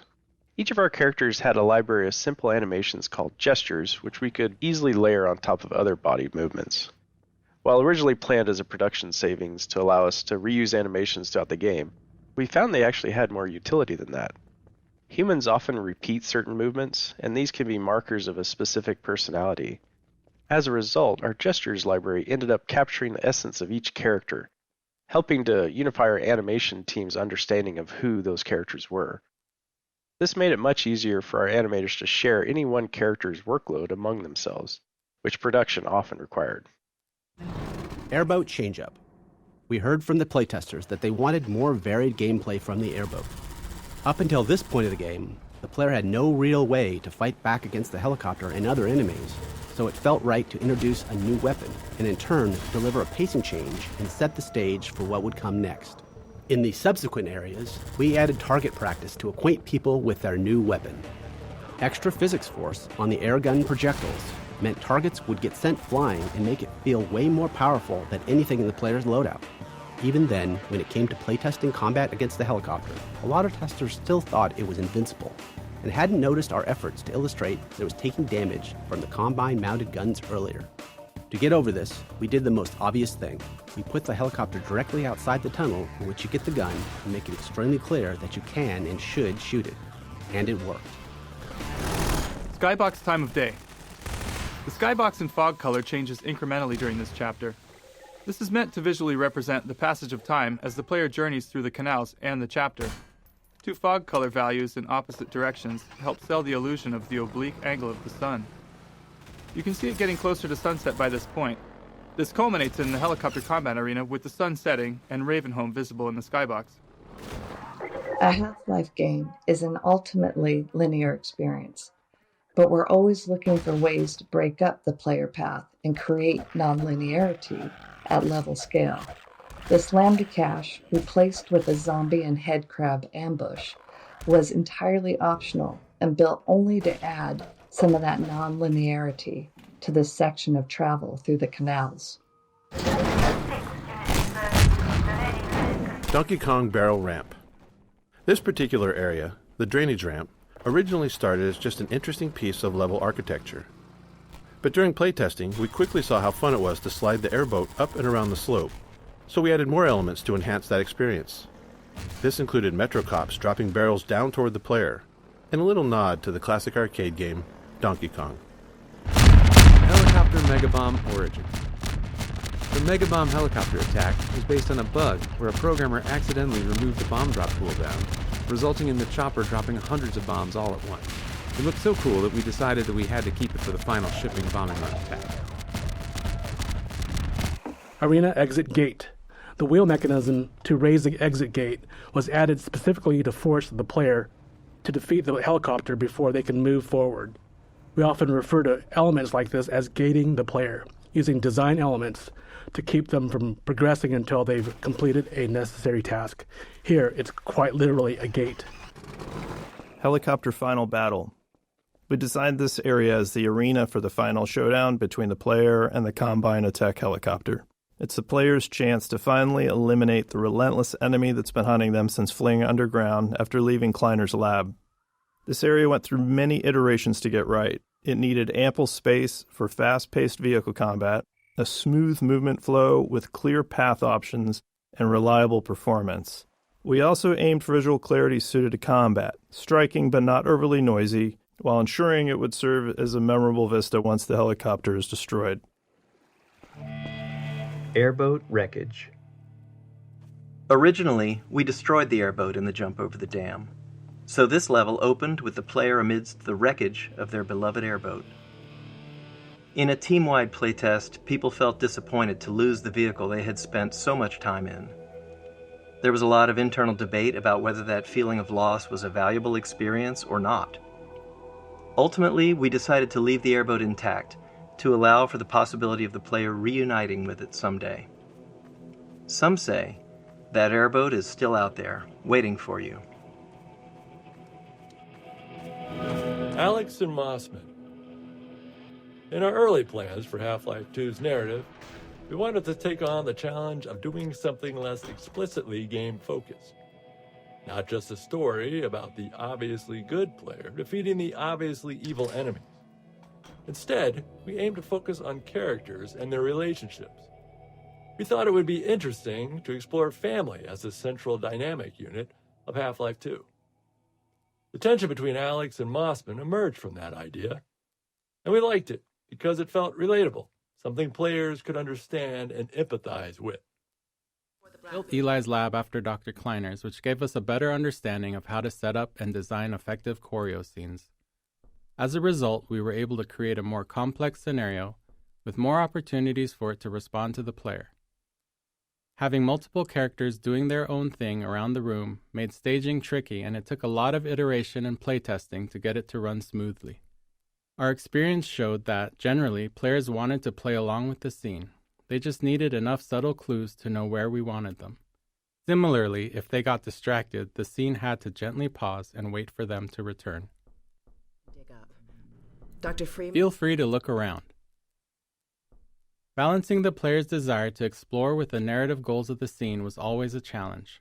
We wanted the room to be full of interesting things to look at, but many players wouldn't explore until they were sure they wouldn't miss any of the character performances. That's why it was important for Eli to tell the player to look around midway through the scene. It signaled that it was safe to explore. From there, we could trigger a variety of custom mini-scenes based on what caught the player's interest. Hugs and pickups. Sometimes even little things can be a nightmare to get working. For example, getting a character to hug another character, or even more simply, just to pick up an object from a table, can cause a lot of issues. Even worse, in our dynamic environment, where the characters and objects aren't in preset positions, and the players running around getting in the way, these require a level of synchronization that can be quite tricky. They're made harder because humans handle them without thinking. As you're moving to the table to pick up a cup, you're doing all kinds of preparation with your body to get your feet and hands in the right position to allow to do it comfortably, everything ready right when you get there. If you're moving in to hug somebody, you're both doing it at the same time, adjusting constantly based on each other's movement. To get these features to work in the game involved a lot of synchronization work, making characters aware of each other and the world, and at the same time, getting them to know more about their future plans. It's tempting to want to pick up a cup example into discrete steps. Walk to the table, face cup, pick up a cup, because it's much simpler that way, and it makes the steps nicely reusable. But that's how robots work, not humans. Our characters had to know they were moving to a table with the intention to pick up a cup, so they could work on multiple parts of it simultaneously, making sure their hand grabs the cup right when they get there. With two characters, it's even more of a negotiation. Both need to agree where and when it's going to happen, and everything needs to happen in place in a seamless fashion.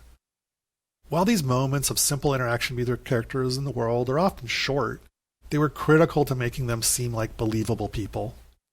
Me? No. We want to put this dense chunk of visual story here because it's the place the game is most explicit at telling players to explore a space.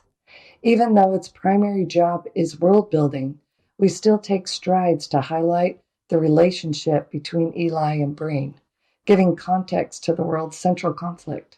Let's go have some fun. The zero-point energy field manipulator is not a toy. Judith Mossman was originally based on a character we had planned for a section of Half-Life 1. That section was cut from the base game and reused in Uplink, but without the character. We consider her the most complex character in Half-Life 2. We knew we'd be walking a tightrope with how the player felt about her even before Nova Prospect, because the player's trusted sources don't agree. Eli likes her, but Alex doesn't. We recognized there was a limit to how much complexity we could pull off in relationships, but we felt that a stepmother-daughter dynamic was something players would understand. Whether or not you agree with Mossman, she's doing something heroic. She risks being a double agent to get the information she needs to protect Eli and Alex. She just didn't plan for Gordon. In the first year of development, we were struggling to get our characters to feel as realistic as we wanted them to. There were actually quite a number of different problems, all of which eventually required specific technological and artistic improvements to fix. The first major problem was lighting. At the time, lighting technology in games had many shortcuts, some due to performance, but many due to misunderstandings of how it all works. To make characters look good at the time, models and textures had to be created with much of their lighting solution baked into them, like shadows and glossiness. The characters looked cool, but they also looked like video game characters. We started building Alex with this approach, because that was how you're supposed to do it. We used the bake solutions and lit her like a movie actor, essentially as if she had a custom lighting rig that followed her around and ensured she always looked good. But it didn't really work. The range of lighting environments and the dynamic nature of video games meant that she'd look great in some environments, but always end up looking terribly unrealistic at some point. We tried iterating on our lighting rig, increasing its capabilities, but eventually it felt like we were at a dead end. Returning to the drawing board, we decided to try a different approach. We built her and the lighting and the textures from the ground up, throwing everything away, focusing on not on what we wanted her to look like in our ideal lighting, but on how things were supposed to work in the real world. It might seem obvious, but it wasn't how it was done, at least not in video games. When looked at outside the game's renderer, these models and textures actually looked worse than the previous versions, but we managed to methodically pull out all the shortcuts and misconceptions about how light and texture and graphics cards worked and put it all back together. After all that was done, when we were finally able to look at Alex in-game with her new models and textures in a dynamic environment that kept her visually consistent at all times, well, she looked great. Totally seamless and part of the Half-Life 2 world. Facial technology. We wanted players to care about our characters, and to even have a chance at achieving that, we knew we had to invest a lot of technology for our characters' faces. It's well understood that humans are wired to pay attention to faces, subconsciously reading all kinds of information from them, so it's an extremely high bar, and if we couldn't reach it, we'd probably push players away from our characters, not towards them as we hoped. We started out doing a lot of research. It was not heartening. The best examples we could find weren't anywhere near close to being able to be run in real time, while the best real-time ones weren't close to the quality we wanted. We wanted to look as good as an animated movie, but they often took hours to render frames and were totally linear, authored by up to 100 animators, whereas ours had to be dynamic. A character might be trying to speak dialogue or a facial move derived from a player's actions and created by just a handful of artists. These requirements eventually led us to Dr. Paul Ekman's facial acting coding system, a system for taxonomizing human facial movements done back in the 1970s. It gave us a vocabulary for describing facial movements throughout our tools and code, and a target to aim for when designing our characters' faces. With it as a framework, we started a many-year process of iterating on how we built faces and heads of our characters. Where others had tried taking bits of Ekman's work, we wanted to try to use it all. That meant a lot of time spent figuring out how to do each piece within the tight performance constraints we had. But we also spent a lot of time just looking at people and faces, trying to find the extra features that would add the most value, like skin elasticity, teeth shadowing. In the end, while we weren't able to do everything we wanted, we did manage to get the pieces we thought were the most important to a convincing facial performance level on our characters. Eye shader. Another critical part of getting character faces to be convincing was in the eyes. Humans are great at reading eyes. There's a part of your brain dedicated to it, down to knowing where somebody is looking based on the reflections on the eyeballs. But there are all kinds of subtleties that matter. Eyes aren't actually spheres. Eyelids get distorted by the cornea moving around underneath. Eye movement can increase the odds of blinking. Eyes don't actually line up directly behind the pupil. They're shifted slightly. All these little details might feel small or unnoticeable, but the absence hurts the believability of the character. We worked on eyes for a long time, iterating our eyeball model and feature set little by little. Some things required external interfaces, like what things in the environment were interesting to look at, where others were automatic, at a subconscious level in the AI, like blinking, an obvious requirement, but one that's subtly confusing if it's wrong. Eye reflections had a particularly large impact. They're ultimately a tiny amount of real estate on the screen, but the difference they made was enormous. We knew we were finally done when we reached the point where, with our eye shader off, a character looked like a doll, human-like, but unconvincing in some way that was hard to describe. But when we turned it on, suddenly it felt like a human was looking at us. Moving the gravity gun. When the gravity gun was first prototyped, we planned to give it to the player midway through the game. But as playtesting progressed, we saw the strength of its design and realized the gravity gun and, more importantly, the ability to launch saw blades at zombie faces needed to come earlier. That meant Eli's lab also needed to move earlier too. It was a significant change, but it was crucial to Half-Life 2's success. It serves as a good reminder that storytelling and gameplay are intertwined, and neither can always take priority. They have to work together.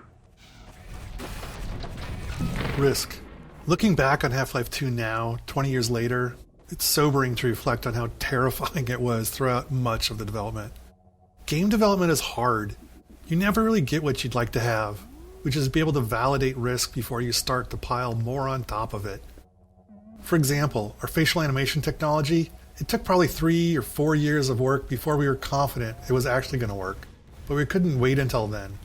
In that first year, we immediately started making all kinds of other choices in our game design, our asset production, and our other technologies, all based on the assumption that our facial animation technology was going to work in the end, from a quality and performance standpoint.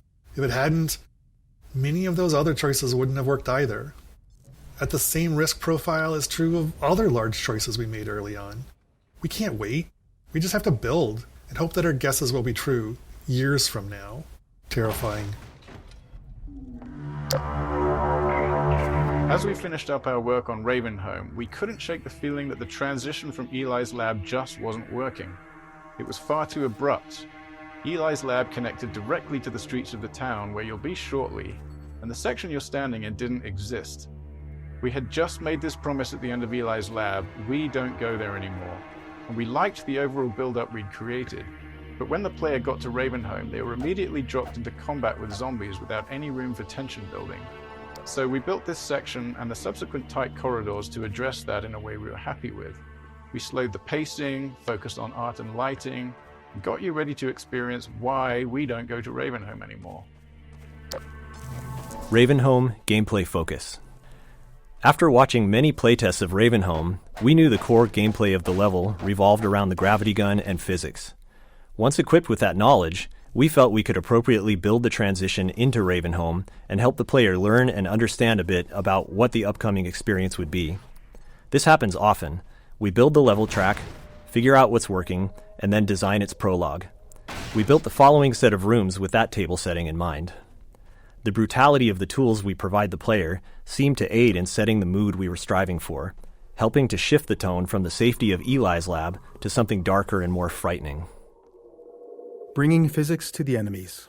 The physics traps in Ravenholm were some of the first gameplay elements in the level that we were really happy with, but they lacked player agency. It was the saw blades that helped us figure out what Ravenholm was truly about. With saw blades, the player was able to bring physics to the zombies instead of leading zombies into the physics. Once we had that understanding, Ravenholm evolved rapidly. We kept combing through the map, looking for anything, especially anything unusual, that could be turned into a tool or weapon for the player. Player tools. By this point in the game, players have a lot of experience with Half-Life 2's physics, but they've just received the gravity gun, which provides a whole new way to interact with the physics objects in the game. We iterated on a variety of the physics objects that the player could play with, things like saw blades, the catapults, explosive canisters, traps, spears, and so on, and honed in on the ones that worked well with the physics gun and cut the ones that didn't. Then we went about stripping the levels of ammunition items so that the player had to rely on these objects to survive. Contrived setups. There's a pretty obvious contrivance in a bunch of the gravity gun and physics object training. The player pulls a saw blade out of the wall with the gravity gun, and right on cue, a zombie stumbles around the corner, just begging to have a saw blade launched at it. Then the player crawls under a spinning blade trap to turn it off, and suddenly 3 zombies appear, taunting the player to switch the trap back on.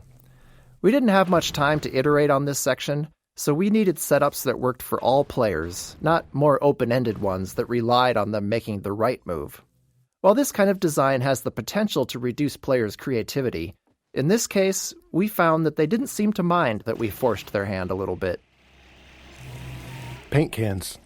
Once we started to succeed at making the gravity gun and physics gameplay the core of the Ravenholm experience, we started to go through the levels and look for objects that we might have overlooked as we were busy working with the really aggressive things like saw blades and exploding canisters. One of the things we found was the paint can, and it was simple enough for us to sort of reinforce player expectations by having the paint can splatter paint on the zombies when you threw one at them. Ravenholm's development. We began developing Ravenholm early in the production of Half-Life 2, so it went through more than one full development pass. The first version predated the gravity gun, with gameplay focused on traditional zombie combat using guns and some of the physics traps. We even planned to showcase Ravenholm at E3 in 2002, but the game was ultimately unveiled a year later in 2003. By that point, we had invested heavily in Ravenholm's art, something which we generally avoid until the gameplay is fully proven. So once we went back to Ravenholm with the gravity gun mechanic in mind, we were working with a lot of pre-existing level geometry that had been designed with a very different gameplay goal in mind. Misteaching flinches. Another memorable playtest and example of the danger of misteaching players occurred in Ravenholm. One of our design principles is for the game to respond to the player as much as possible. So when designing the gravity gun, it seemed obvious that if the player pointed it at a zombie and pulled the trigger, something should happen. It was simple enough to make it zap the zombie for a tiny amount of damage, causing the zombie to play its flinch animation, which felt good and responsive. Later, we watched a playtest where the tester discovered this interaction immediately upon arriving in Ravenholm, and interpreted it as a feedback that the gravity gun was hurting the zombie. Which it was, just not very much. So they zapped the zombie again, repeatedly, shocking it over and over until it died. This is a slow, unfun, inhumane way to fight zombies, especially where you're surrounded by saw blades and explosive canisters. Having learned our lesson, we removed that flinch animation, even though it meant losing that interaction between the zombie and the gravity gun. In this case, it was better to not have the simple interaction, rather than give the false impression that the gravity gun was an effective way to fight zombies. Even simple principles can require trade-offs when you get into the details. Grigori Plaza.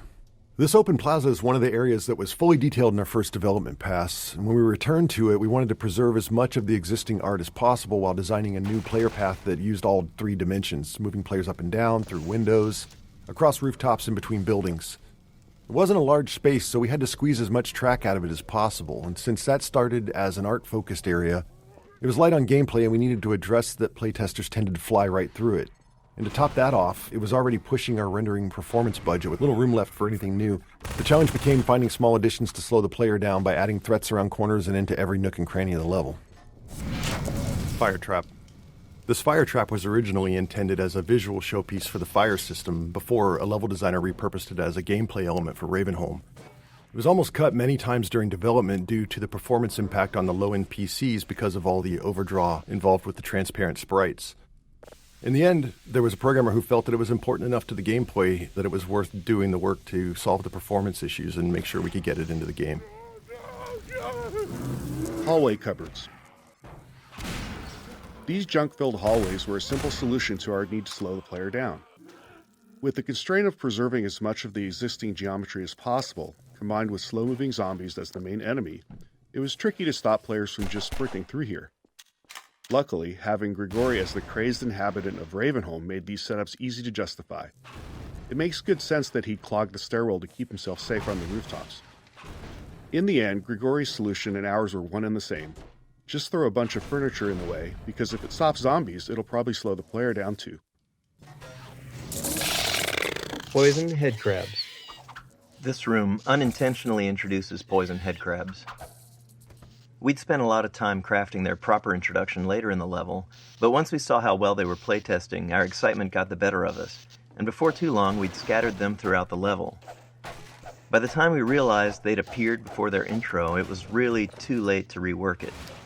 Fortunately, a tight room of poison headcrabs works as decent training, because their design avoids a common issue with combat training. Typically, players are stressed, and they can get frustrated if they die repeatedly without understanding why. And sure enough, we encountered that problem when trying to train the player with both poison headcrabs and their source, the poison zombie.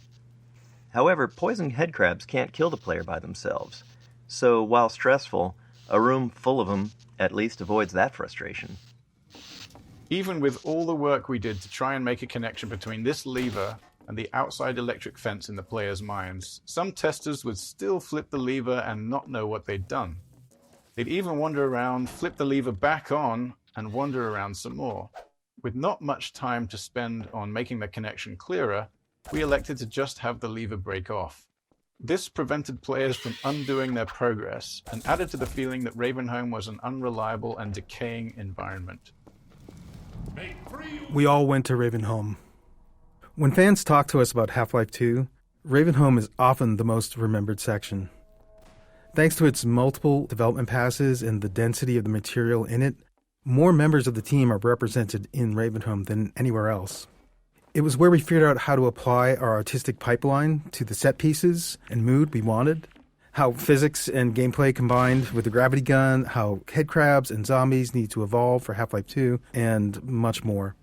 Looking back on it now, it reassures our belief in individual empowerment over centralized design. Ravenholm is dense, highly efficient in its gameplay and artistic execution, and the sum of many small contributions by individuals who understood how they could push it just a little further with their own unique capabilities. Car crushers. These car crushers required some adjustments and quite a bit of work to our physics damage system. There's always a challenge when big physics objects interact with non-player characters. For instance, if the physics can push the NPC, it might shove them somewhere they're not supposed to go, leaving them unable to recover. This isn't a big issue for something like a headcrab, which can just hop out of a tricky situation, but for something like a zombie, it could mean they get stuck and end up helpless, flailing away in whatever gap they manage to wedge themselves into, which kind of kills the survival horror mood we're going for here. Car crusher lifts. Getting the car crushers to lift the player was also tricky. See, the player is always being simulated by both the physics system and the game's movement system. Each time we update the player's state, we compare the results from both systems and decide which one is right, then sync them up and repeat. This allows the two systems to influence each other. Like when the player stands on a seesaw, the physics lets the board give way, or when they stand on the car crusher, it lifts them up. While more complex, this dual system approach was easier to tune than trying to handle both physics and player movement in a single system. By keeping them separate, we could fine-tune the player movement system to feel good on its own, only reconciling the two when physics was affecting the player. Pacing switch. Now that the player's through the training section, we can start shifting the pacing from moody, claustrophobic spaces to more combat-focused action arenas. With the player familiar with the various physics tools in the environment, we can start mixing those into open spaces and just give the player the freedom to choose their approach. Fast Zombie Introduction. This space was another area originally built for E3 2003, where it showcased the player fighting against a squad of Combine soldiers. When we returned to use it to introduce the Fast Zombie, we tried to keep as much of the previous work as possible. We wanted an iconic moonlit shot with zombies leaping past the moon like werewolves to draw the player's eye. Once that beat is over, we introduce the first Fast Zombie to the player space and send it at them. It took a lot of iteration to find the right balance of lighting for the scene to look good, while ensuring it also worked for the gameplay goals. Physics object consistency. All physics objects have a variety of parameters that define their behavior, their mass, the amount of damage they take before breaking, what they break into, and so on.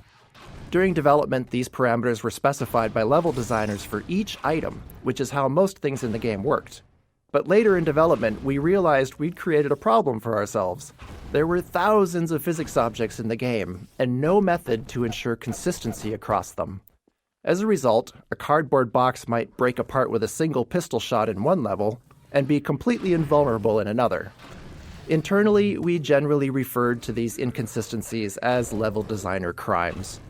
To fix these, and to deliver some justice, we built a system that enforced consistency on all physics objects based on their visual model. Since most of the game had already been built, we were forced to allow level designers to explicitly opt out of this system for rare edge cases where they needed to do something criminal to preserve what they'd designed.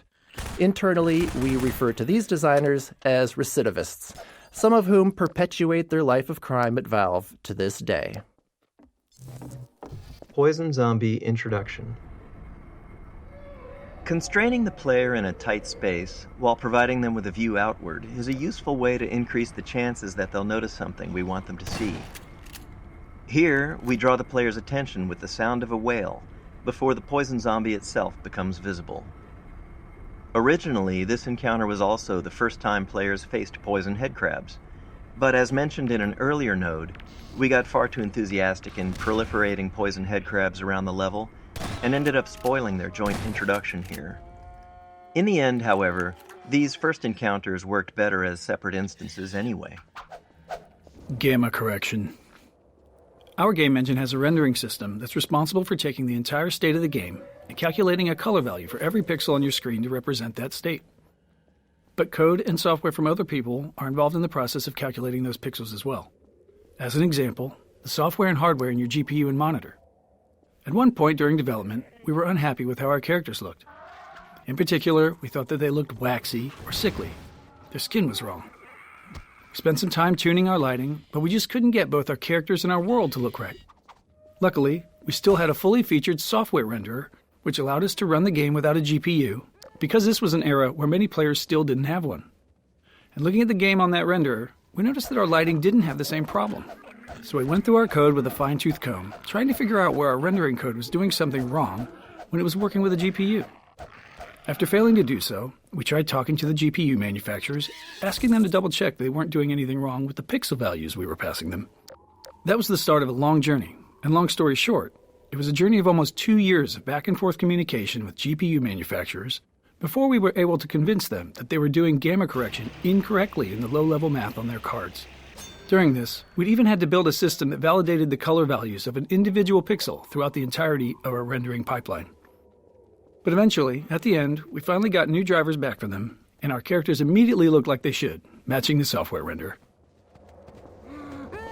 At this point in Ravenholm, the player has learned all the gameplay elements available to them and can predict their interactions. This allows us to build more complex setups, providing a greater level of threat and more freedom in how the player can approach each scenario. This arena is a deliberately entwined space that the player will need to explore, and we use that exploration time to slowly ramp up combat intensity. The faster the player explores, the faster we ramp it up. The freeform nature of this design made it challenging to tune, given the large dynamic range in how players played through it. Playtester archetypes. Iteration and regular playtest were the lifeblood of Half-Life 2's production. Every week, we'd quietly watch over the shoulder of a player going through the section we were working on, taking notes on what worked and what didn't. It was important for us to test with a wide range of skill levels, to be sure that we weren't making decisions that only worked for some. Over time, we learned to choose specific types of playtesters based on the development stage we were at. Early on, we used experienced gamers, usually teammates, who could handle rough, unfinished areas and were good at explaining their thought process. For combat testing, we'd find players of all skill levels, especially those creative in their usage with the tools. Finally, as sections became more polished, we'd focus on beginners, people who didn't play games much or weren't familiar with first-person shooters. Even if they weren't necessarily someone who might buy the game, we often learned something valuable from watching them. Final arena. When we finished the first pass over Ravenholm, this rooftop was intended to be the culminating fight. Like other spaces in Ravenholm, it had begun life as a space purely focused on being an interesting visual location. We felt it was important that, as the player left Ravenholm, they had a moment to look back over the town they had just survived and get a glimpse of where they were headed next. Multiple gameplay groups took a shot at building a fight here, but the tight geometry and performance constraints meant we never really created a finale we were happy with. Not unlike the Half-Life saga itself, it seemed as if Ravenholm was destined to not have a real ending. Response rules. We knew early on that we wanted a lot of dynamic dialogue in-game, so we needed a system to handle it effectively. We aimed for a system that allowed sound designers to add and tweak lines without involving programmers, made the dialogue tightly responsive to the game's state, and minimized repetition. With these requirements, we created the response rules system. Whenever a character speaks outside of a choreographed scene, this system determines which line to deliver. Rather than picking up lines directly, character AI is constantly flagging opportunities for speech whenever a relevant event happens. Spotting the player, getting hurt, firing a last round in a gun, encountering overwhelming enemies, and so on. With each opportunity, it sends the response rules system a packet of data about the game's current state, and the system returns the most fitting dialogue line, if there is any. This setup allowed our sound designers to create a detailed decision matrix for dialogue. For example, a character might have a different set of lines for announcing a reload while under fire versus after the end of a fight, or if only one ally is left standing, or if there's a Strider in sight, etc. By the time we shipped Half-Life 2, we felt we'd only scratched the surface of this system's potential. It became a core feature of Episode 1's Alex, and went on to power the dynamic dialogue in our later games, including TF2's classes and the cast of Left 4 Dead. The real final arena. Very late in the development of Half-Life 2, when we were reviewing the entire game for final improvement opportunities, we decided we did, in fact, want a real finale for Ravenholm. The rooftop fight wasn't enough. After some discussion, we chose to add this final fight through the graveyard with Grigori alongside the player. It was risky, development-wise, but we felt the game needed it. Since we were near the end of production, we had a mature set of gameplay tools to work with, but even more importantly, by this point, we understood our own game. Making a game is often a process of learning what it is you're actually creating. Why is our game fun? How is it different? What are the most important elements? As we built the game and watched playtesters go through it, we learned answers to those questions and, in turn, got better at making it. So the graveyard came together quickly and required far less iteration than many earlier areas of the game. The complex route the player takes to safely navigate this mineshaft gives them plenty of time to see what's waiting for them at the bottom. And surprise, it's headcrabs. Honestly, it's often headcrabs. But in this case, it's poison headcrabs, which are fun by themselves, but a real riot when you add fast headcrabs into the mix. These two guys make a great combination. Neither is particularly dangerous on its own, but together they're incredibly lethal. Once poisoned, a single hit from a fast headcrab is enough to kill the player. And this is what biologists call symbiosis. At least that's what we think. Sniper Alley. This section of game track was added late in development, after we moved Eli's lab in Ravenholm to come before Coast. While you might think that we build the game linearly, we actually split up into 3 different groups and worked in parallel on different sections, starting mostly in the middle of the game. Each group's first pass focused on nailing down the core of their section before they moved on. And then once we had a rough version of the whole game laid out, we went back over each section to polish it, adding successful elements from other areas and removing what wasn't working. In some cases, such as in Ravenholm, entire sections were moved. And then, after Ravenholm was relocated, we needed a new piece to connect it to the coast, which is the area you're entering now. Given the time constraints, this short section was built using existing, proven gameplay elements, like snipers and combine soldiers. Half-Life 2's physics gave us a variety of tools to make combat more exciting. For instance, when enemies miss the player, we subtly redirect their shots toward breakable objects nearby, adding mayhem and creating that action movie feel. We also employed physics to add hints. We created what we called ragdoll magnets across the game to make enemy corpses fall in interesting and dramatic ways, such as off ledges or into the path of a train.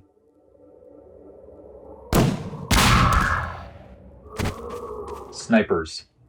The Half-Life 2 team was never very large, so we were always looking for ways to create new gameplay without high asset production costs. The sniper is a great example.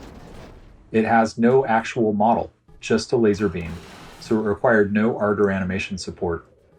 When it dies, it simply spawns a Combine Soldier ragdoll and launches it out the window.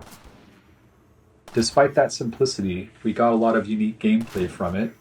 We were especially happy with how it interacted with the physics objects in the game world. Players are used to exploiting explosive objects near enemies, so it felt fitting to have an enemy that flipped that dynamic when the player was in cover. To the Coast Kickoff. This interstitial scene came along late in development to connect Ravenholm to Coast.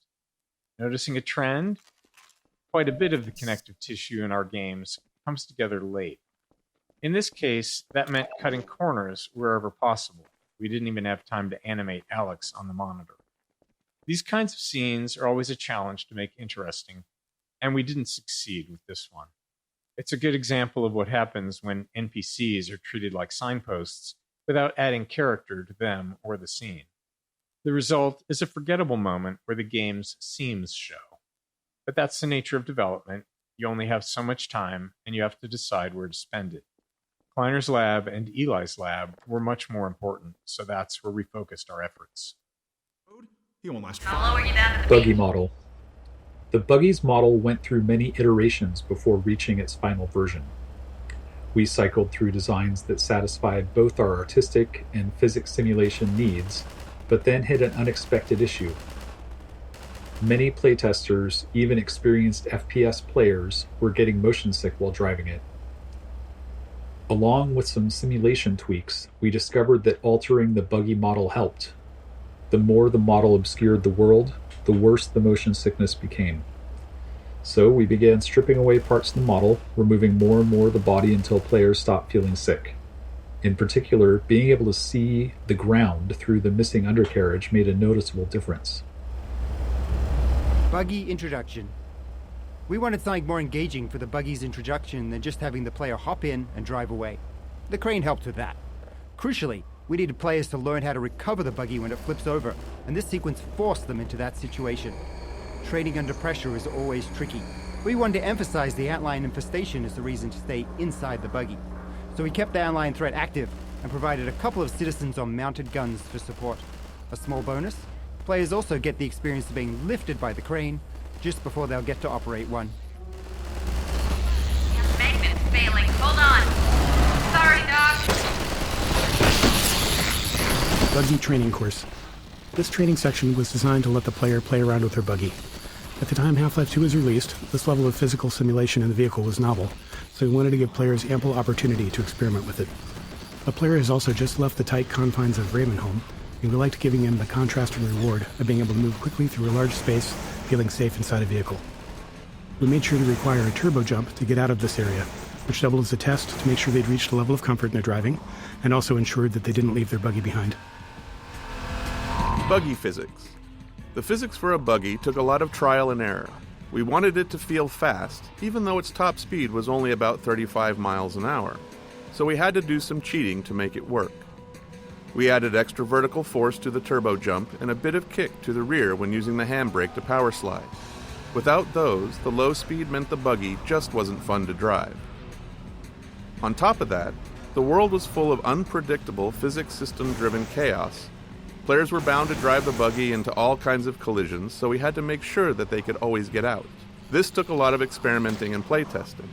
In the end, we settled on a pretty goofy, unrealistic simulation that made the buggy more forgiving and harder to flip.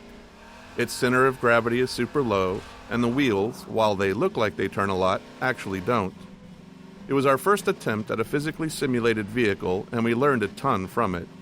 Thanks to that, we were able to make the muscle car in Episode 2 much easier to drive. Transition tunnels. Building the coast required us to develop a way to handle level transitions. To move from one level to another, we need to save everything in the transition space as the player leaves the first level and restore it in the next level after loading. Critically, we also have to save and restore everything visible to the player in the transition area, even if it lies outside the space itself. For this reason, we aim to keep transition spaces as small and enclosed as possible. In most of the game, a small room works well for this purpose, but on the coast, we needed a different solution. After some experimentation, we settled on dark tunnels. Besides being reusable in a believable way, the tunnels allowed us to add a bright light flare at the end to mask the fact that we can't render what's ahead of the player, because it exists in an entirely different level. Buggy sound engine. The audio for the buggy was challenging because we wanted it to feel like a really powerful vehicle that's driving along at super high speed, even though the maps aren't really big enough to support that, and the buggy doesn't really leave first gear, and it has a top speed of maybe 35 miles an hour. Now, in our defense, 35 miles an hour is still pretty fast, especially back in 2004. In addition to the speed, the driving inputs are really simple. So with a keyboard as your target input device, the player's controls are basically binary. So the buggy's either accelerating or not accelerating, it's turning fully in one direction or not. So essentially, we need to create all this audio complexity to represent a simulation where the complexity doesn't actually exist. So we build a fake engine for the buggy's audio. It's got its own transmission, and we combine the player's inputs with data from the physics simulation. We measure the torque on each simulated wheel, whether it's spinning or making contact, and we create a set of looping sounds and then carefully blend between them as the fake engine shifts gears in response to the wheel data. And we just basically kept trying different things. We added more complexity. We did some fine-tuning until the buggy just feels more fun and sort of rewards you for that feeling of going fast.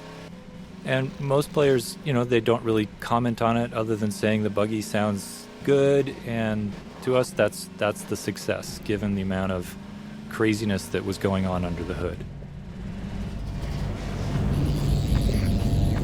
Dumpers. Whenever possible, there's a lot of value in players feeling like they figured something out on their own. It makes the world feel more alive, rather than just a series of gameplay elements lined up for the player. If we can accept the risk that some percentage of players might miss an element entirely, we can take a more subtle approach. We took this approach with Dumpers, designing setups that players are likely to encounter but aren't forced to engage with. There are plenty of visual and audio cues, as well as antline reactions, to help the player understand what's happening. It doesn't guarantee all players will figure it out, but playtesting showed that most did. Antlions. With the player driving the buggy throughout the coast, we needed a pervasive enemy that could justifiably appear anywhere and act as a constant threat to keep the player in or near their buggy. Antlions spawning from the sand were the perfect solution. Their high mobility allowed them to keep up with the buggy for short bursts, unlike our humanoid enemies. Plus, they were very satisfying to run over.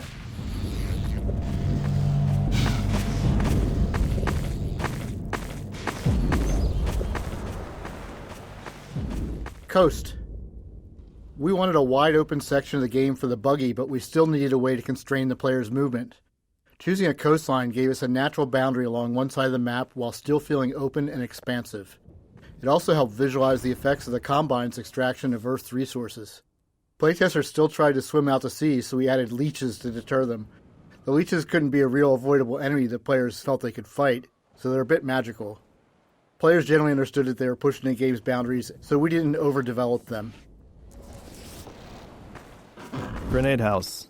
A lot of a Half-Life game is about giving players slightly novel combat experiences around each corner, even if they're just small tweaks on previous ones.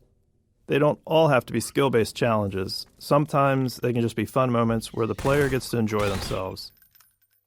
This Grenade House is one of those moments, with the twist being that we've inverted the usual setup. Instead of letting the player drop grenades on enemies below, we've put the enemies above.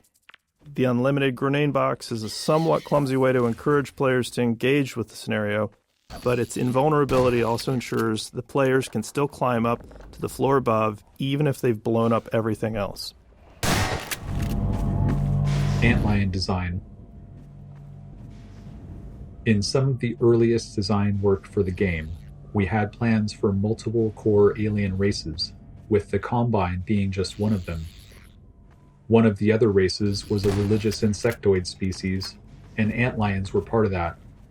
Later, as we developed Coast, we started viewing them more as pests that came through the Zen portals, along with head crabs and other creatures. While they aren't actually from Zen, they infest the corners of any world they enter, a lot like cockroaches. Buggy sound design. The sound design for the buggy was based on samples from an old 1968 Camaro. And we chose that car because they have these amazing V8 engines with just huge pistons. And there's not really another sound like it. It has this sort of gutsy, visceral sound that we were looking for.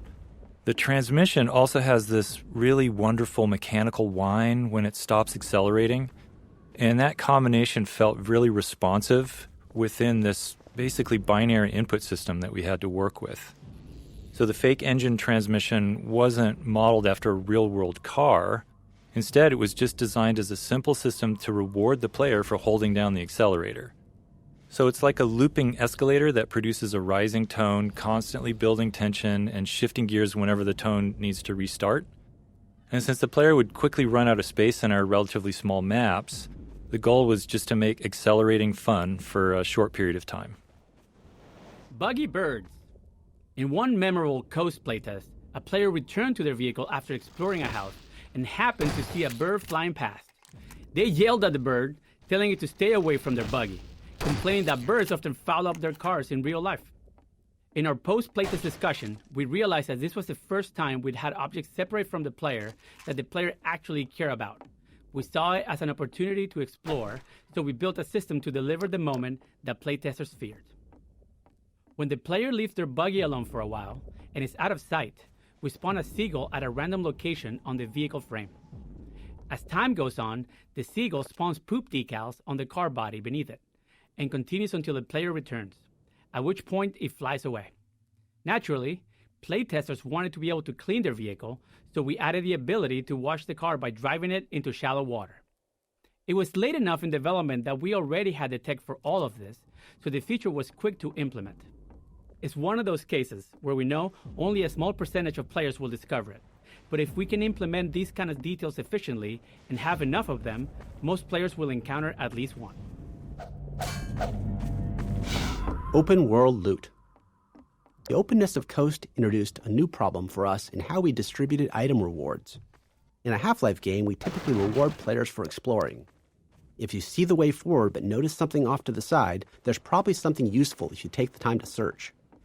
When we first started playtesting our Coast maps, we tucked rewards away in the corners of the outdoor areas. However, this led to a worse experience with the buggy. The wide open spaces meant there were always lots of small areas that looked like they might contain something, and players kept stopping and getting out of the buggy to search. It became tedious and interrupted the fun of the level. So, we removed those scattered rewards. But this raised a new problem. How do we tell the player when it's worth getting out of the buggy? After some thought, we established a rule. Any kind of human construction would always come with gameplay content and exploration rewards, while purely natural areas would be left empty. We couldn't tell players this directly, but it aligned well with their natural assumptions, and we reinforced it consistently with areas like this. Boathouse. In Half-Life 1, we discovered we could get a lot of value from scenarios where different AI enemies fight each other. It's fun for players to watch them engage, and it's much easier to observe enemy behavior when you're not the one that's being threatened. This first encounter between antlions and Combine soldiers is designed to be a fun opportunity to ram something with the buggy, but it also serves to highlight the thumper. By seeing the soldiers use the thumper to hold off antlions, we hope more players would come to understand its purpose. We liked how the soldiers demonstrated the value of staying near the thumper while engaging with the antlions. Is our best Odessa Cubbage. Odessa Cubbage is an example of the kind of cameo character we found works well. He's an entertaining guy with some entertaining details living inside his own little bubble. Since he doesn't leave his scenario, he's free to be exaggerated enough to stand out. We started with his model, which was repurposed from a cut section of the game, and named him after the title of a spam email we received. The model was originally a Norwegian fisherman, and it didn't quite fit as an Englishman, so we slapped a mustache on him, and in that moment, Odessa's character was born. He's ultimately a charlatan, with everything about him being fake. His accent, his mustache, everything. He would never put himself in danger, making him the perfect person to hand Gordon the RPG and explain exactly how to use it. Go on. Laser-guided RPG. The laser guidance feature of the RPG was a huge headache for us because it was difficult to teach. Many playtesters would fire the RPG and then immediately duck behind cover, which meant they didn't see the rocket's flight path. Even worse, they didn't realize the rocket was now turning around to fly back at them. We tried various HUD elements and laser dot indicators to help, but found that most players overlooked them, focusing on the enemy instead. We made as many small improvements as we could, like emphasizing the feature in Odessa's speech and enhancing the audio and visuals around how the gunship shoots down direct RPG shots. While these changes helped some players grasp the feature, we never reached a point where we felt confident that almost everyone understood it. We even considered cutting the feature entirely, but gunship combat without it was much less interesting. The laser guidance forced the player to keep the gunship in sight while the rocket was in flight, but that also meant the gunship had line of sight back, creating a tension we loved. Flying vehicle audio. The large flying enemies in the game present a unique audio challenge. During combat, they're much more mobile than other enemies, and they often move a significant distance away from the player. They're also really dangerous if they have line of sight. So these factors led us to focus on an audio solution specifically around occlusion. In other words, when you can see the enemy and when the enemy can see you.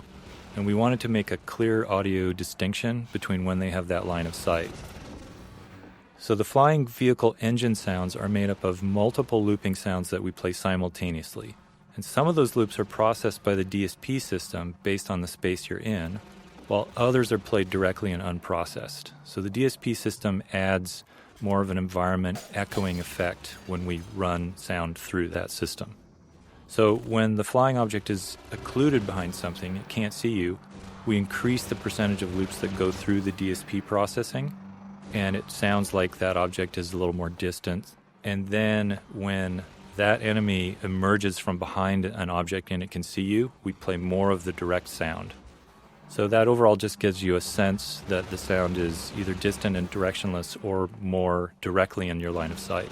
And you can sort of hear it when a helicopter emerges from behind a building. Ideally, you can really hear that difference. Combine gunship. The gunship was an interesting problem. We had a helicopter flight model already and didn't really have time to build something completely new. So we tuned the helicopter's flight model until it felt different enough, and then derived the gunship's organic animation state from the values coming out of that simulation.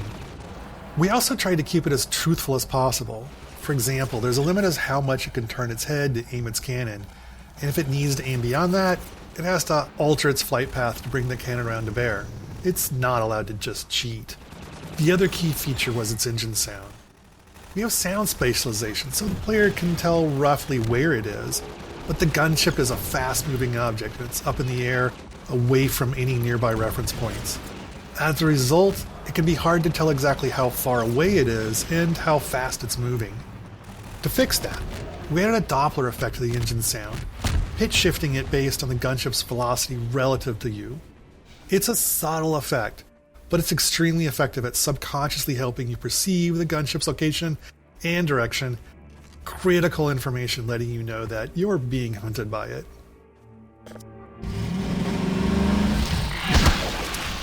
E2 Coast 04. This map was actually the first area of coast that we built, before the crane and other elements existed. The drained seabed and rusted ships were some of the earliest pieces of art direction we developed. Years later, we showcased the map in our 2003 E3 demonstration, though much of the gameplay was still being figured out at the time. As a result, when we began building out the entire coast section, that demonstration became a useful vision for us to work toward. Audio over distance. The large-scale spaces in the coast maps led us to seek an audio solution for how sound changes over distance. So for instance, in these maps, an enemy can be well over 100 yards away, and their gun should sound different at that range than when it's up close.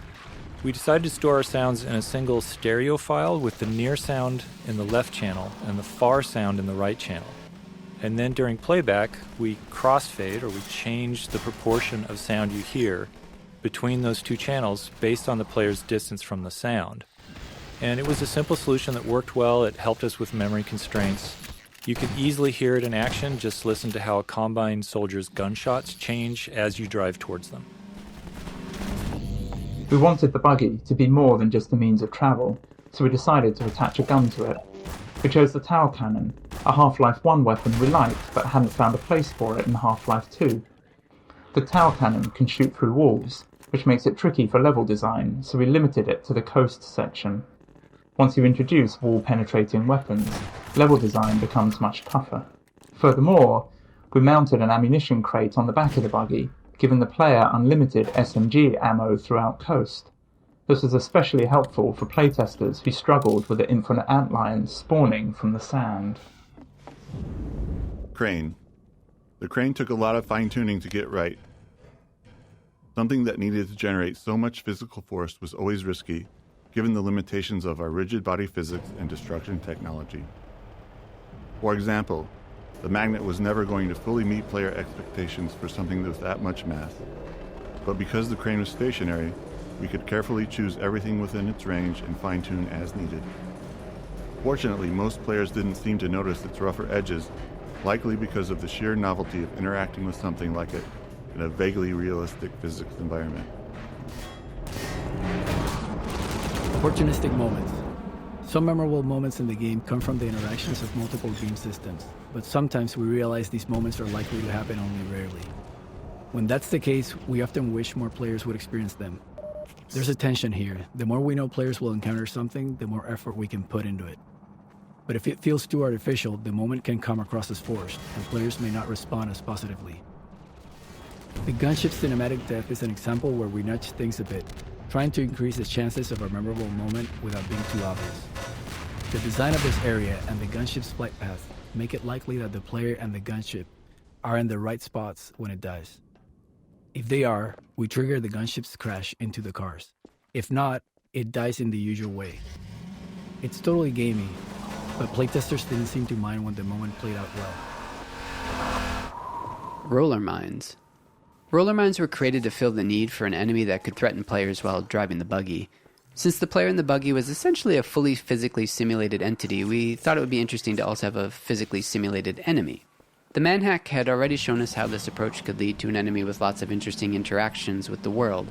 So we built the roller mine, a ball whose movement is entirely driven by generating torque on itself, and iterated on its behavior until it was fun to drive against. Roller mines aren't particularly dangerous to the buggy, but if you let them stack up, they can become a problem, especially near a cliffside. We also made sure they worked well when the player is on foot, allowing level designers to get a few extra encounters out of them. Ambush. One of the general challenges of a Half-Life style FPS is that the player is constantly moving forward into spaces they don't know. This means that when they find themselves in combat, they're in unfamiliar areas with no knowledge of how to approach the fight. We use many different methods to help the player with this problem, and this ambush is one example. Upon arrival, the player fights a group of Combine among these houses. During the fight and the exploration afterward, the player has the chance to learn the arena layout. Then, when the player explores up into this attic, we spawn a second wave of Combine. In that second fight, the player now has the advantage of knowing the layout, allowing them to make more tactical decisions in defending against the ambushers. Crossbow. This is the player's first opportunity to get the crossbow in the game, and looking back, it's somewhat surprising we didn't gate it. It's entirely possible for the player to drive right past it. To make that less likely, we set up the roadblock and vantage point to encourage players to get out of the buggy, at which point they'd spot the crossbow and item crate. Playtesting showed that almost every player stopped and collected the weapon, but this is a case where the difference between playtesting and real play might matter. A playtester who's been playing since the start of Coast may not be as fatigued with exploration as someone who's been playing from the very beginning of the game. So, we placed another crossbow a few levels directly on the player's path in Nova Prospect. Gas station. We had grand plans for this encounter. We envisioned building a gas station that the player would fight around, likely igniting the gas tanks and setting fire to everything. We imagined the player driving away from a raging fire, but budget and performance were harsh constraints in 2003, and the station had to keep getting smaller and simpler to fit into Coast's large levels. Our plans for a dynamic fire system didn't materialize, and building it no longer made sense. There's always a limit to how much work we can justify for a single encounter. In the end, the only remnants of our original vision are the explosive gas tanks. Area portals. One performance challenge we faced in Coast was handling wide open spaces that included buildings with highly detailed interiors, or at least they were detailed by 2003 standards. When the player was outside, we wanted to allocate as much of our budget as possible to rendering that space, without losing resources to the building interiors. But unless we were willing to board up every window and door, the player could still see inside. To solve this, we created a feature called area portals, placing one in every open window and door. An area portal precomputes a flat image of the building's interior, and during play, when the player is some distance away, the area portal displays this precomputed image over the window or door, allowing us to skip rendering the actual interior. As the player approaches, we smoothly crossfade between the area portal's image and the building's actual contents. With careful use, area portals helped us to meet our performance goals on Coast, along with the occasional door that closed itself behind you. Occlusion. In Half-Life 1 and much of Half-Life 2, the world consisted mainly of enclosed tunnels and corridors, which worked well with a binary space partition, or BSP tree. Essentially, this tech allowed us to quickly sort through the geometry, and determine what might be visible in the player's view. But the open areas and coast and other outdoor sections didn't suit that approach, so we needed some new tech. Area portals were one, allowing us to carve out the world into discrete chunks separated by portals. Doors and windows, that is, not aperture science ones. We also developed an additional occlusion system, which basically said that if the player can't see through, over, or around a large object, don't render what's on the other side. This might seem an obvious thing not to do, but it takes some work to make sure that calculating what's on the other side of the big thing isn't slower than just rendering everything.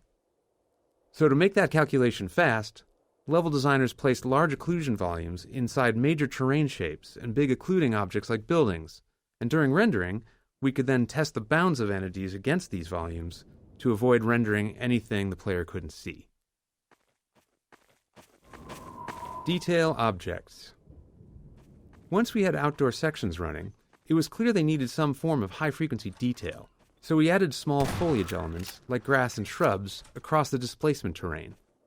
But we knew we couldn't afford, which is to say we didn't have the time, to hand-place them all.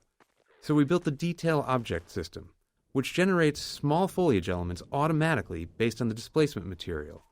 Each material specifies the type of foliage to place, along with a set of parameters.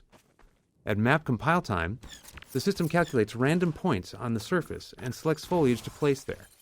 Given performance constraints, there was still a fairly complex hand-authoring process for foliage texture sheets, allowing us to render all of them in a single pass.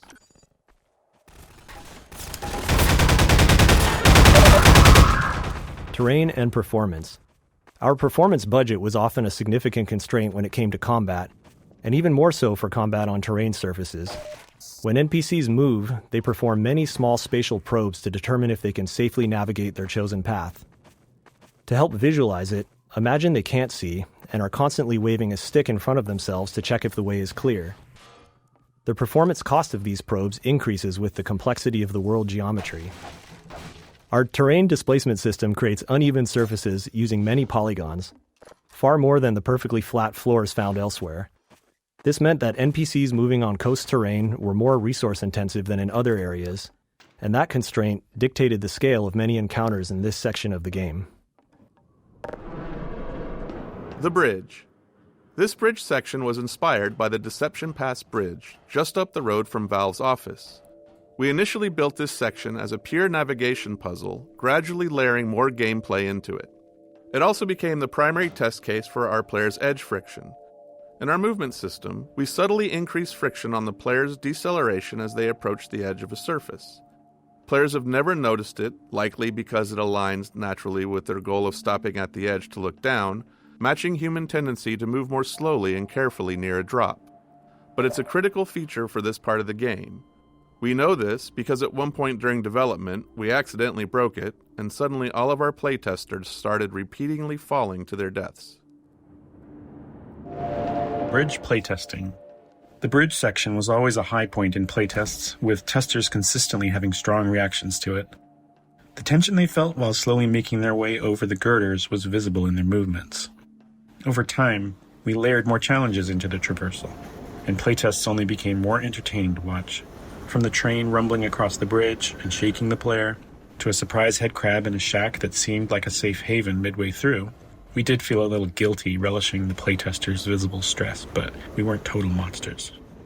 After players made it across the bridge, they'd breathe a sigh of relief, disable the Combine shield, and then realize they had to return across the underside. Concerned they might be bored on the second trip, we decided to add a gunship to keep them company out on the girders. Bridge gunship. We were particularly happy with the gunship fight, despite it being tricky to set up given the level geometry. Being on the underside of the bridge allowed the gunship to move fully around the player, using all 3 dimensions to position itself above and below at different moments.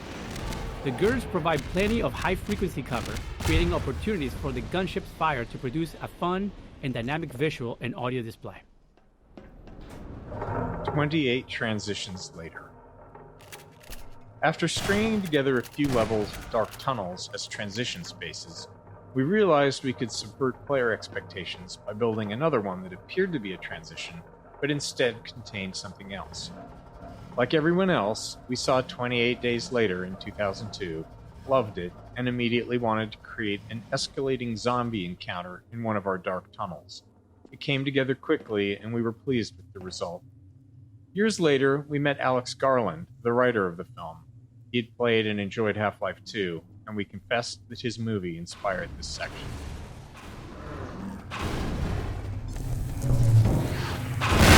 Ramming zombies with the buggy. As human beings, we have expectations for our physical world, as mentioned a few times in this commentary. One of those expectations is, if you hit a zombie with your car, it should get absolutely booted into the air. But getting this effect in-game isn't as straightforward as it is in the real world. For performance reasons, enemies like the zombie use a simplified collision box during gameplay. This is a box that fits snugly around the zombie with no part of the model sticking out. But when the zombie dies, it's converted into a ragdoll with more accurate, per-limb collision boxes, though this is more expensive to simulate. This change in collision representation adds further complexity when you ram a zombie with the buggy, beyond just the frame hitch. When the buggy first collides with the zombie, it touches the zombie's simplified collision box. The game then kills the zombie, converting it into a ragdoll that the physics system begins to simulate. Now, with more accurate per-limb collision, the closest part of the zombie may be several inches away from the buggy. As a result, the next time the physics system simulates, the zombie starts falling from gravity, because the buggy is no longer pushing it. While it's only a short moment before the buggy reaches the zombie again, this small discrepancy made ramming zombies unsatisfying. They often fell out of the player's view. To fix this, we saved the force the zombie's collision box received when hit by the buggy, and applied that same force to the ragdoll after conversion. We also added a slight upward force to the ragdoll, launching it a bit. With these tweaks, zombies reliably folded over the front of the buggy when hit, which better matched player expectations. Flashlight power. The decision to have both Sprint and the flashlight share the HEV's suit power was a controversial one in Half-Life 2. Initially, only Sprint used suit power, which made sense as it was meant to be only a short burst of speed. The flashlight, on the other hand, could be used indefinitely. But playtesting revealed an issue. Players often left dark areas without realizing their flashlight was still on. In brightly lit open areas like Coast, our performance budget couldn't support the flashlight being on continuously, so we needed a way to turn it off without player involvement. Limiting its power seemed like a simple solution, with the benefit of adding some tension to dark areas too. The challenge then became, what resource should it use? We already had suit power and didn't want to clutter the UI with a new resource just for the flashlight. We toyed with the idea of other player abilities using suit power, thinking it might be interesting to have players make trade-offs between them. This is a good example of game design often being about choosing between imperfect solutions. We didn't love the idea of Sprint and flashlight sharing a resource, but we also didn't want multiple resources cluttering the UI. In Episode 2, with no plans to add anything else that consumed suit power, we ultimately decided to give the flashlight its own separate resource. D2, Coast 9. Late in Coast development, we reached a point where our game code was far enough ahead of our level design that our gameplay programmers were looking for more code to write and new tasks that could help Half-Life 2 ship. This was largely due to the demands of Coast levels, which placed a heavy burden on our level designers with their sheer scale and extensive terrain usage. As a result, our gameplay programmers began designing smaller scale encounters. Later, when our level designers caught up, they created this level by stitching together 3 separate encounters from the programmers and performing all the necessary finishing work to prepare it for release. Battery finding. With the increased density of objects in Half-Life 2's gameplay spaces, we thought it would be interesting to have players search for a specific item, especially if there was some logic to where it might be found. This way, players could locate the item either through careful observation and deduction, or just by brute force searching the area. Since we already had models for cars and batteries, it was a natural step to create a small junkyard for players to explore. We also hid a couple of extra batteries in unexpected places, for the players who chose the brute force method. As with other item-based puzzles, this one needed a failsafe in case players lost the batteries. You can try throwing all of them over the cliff if you want to see what happens. For your car. Buggy removal. Once we reached the point where we wanted the player to leave the buggy behind, we had to be very explicit about it. Throughout Coast, players had been leaving the buggy and then returning to it, so we found that playtesters would try to bring it along if it looked even remotely possible. This small garage scene primarily exists to signal clearly that the player is done with driving and will be proceeding on foot.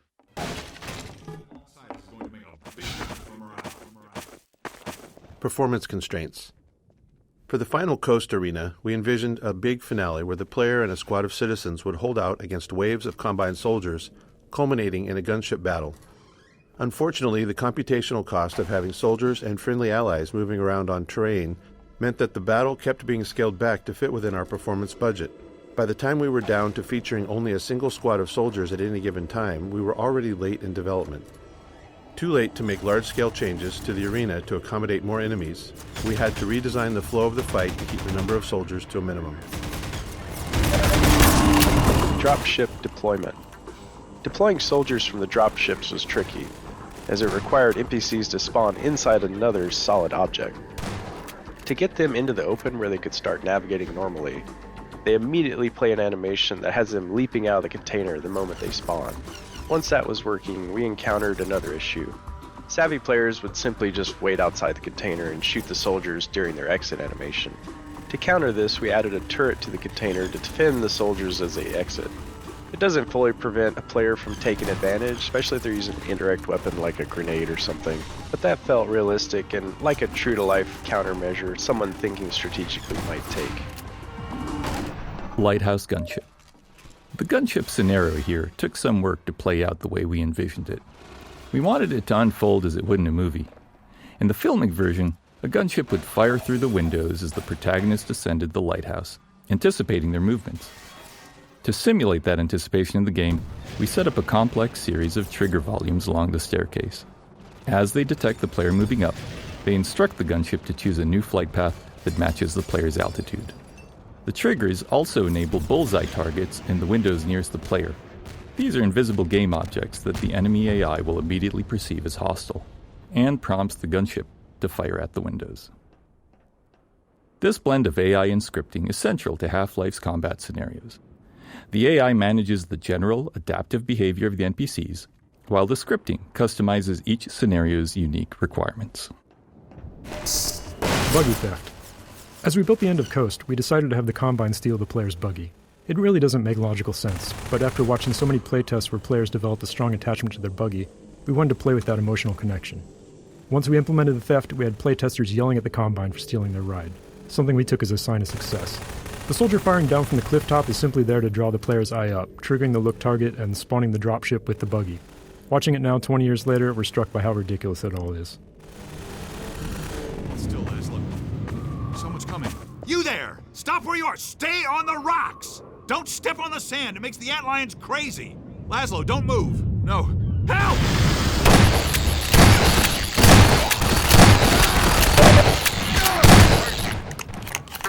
Dear God! Poor Laidlaw! The finest mind of his generation! To come to such an end. Finest mind of his generation. Here is another small interstitial scene that ended up working well. The only requirement for this moment was to teach the player to stay off the sand. With prior scenes, we were still focused on simply making them functional.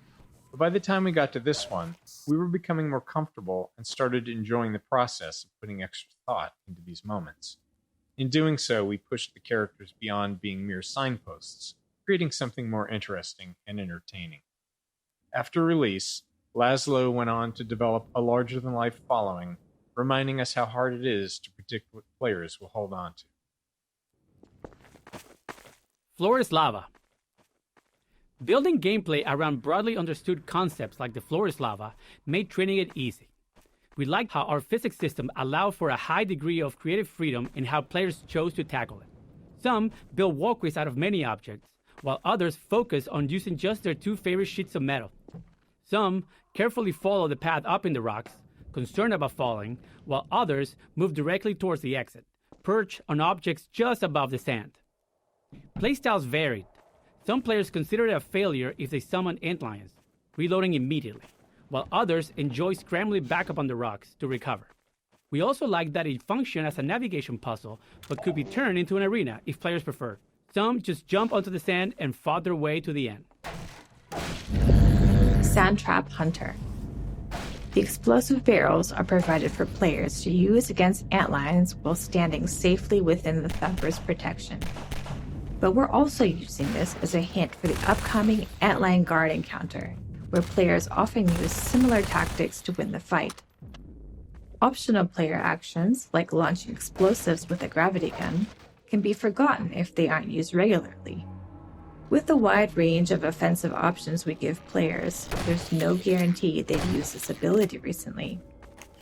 So here, we're subtly suggesting they bring it back into their toolkit before they face the guard.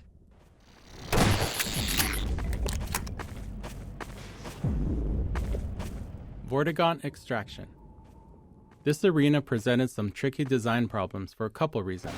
First, the guard is a melee-only enemy, so we couldn't allow the player to reach areas where the guard couldn't follow. We did experiment with a few ranged attacks, but didn't like the result. Its goose-spitting attack, for instance, ended up looking ridiculous. The only non-melee attack that survived was its ability to bash physics objects at the player, but this required objects to be in range, which isn't always guaranteed. The second challenge was ensuring that no matter where the guard dies, the Vortigaunt can reach its corpse. This was essential, as the game can't proceed if the Vortigaunt is unable to extract the bug bait. In rare cases, players could find themselves unable to kill the antlion guard in this arena. This would happen if they ran out of ammo, or had misused all of the available physics objects, leaving nothing to launch with the gravity gun. To address this, we added a citizen on the mounted turret above the gate as a failsafe, allowing a stuck player to rely on a citizen to kill the guard. Bug bait training.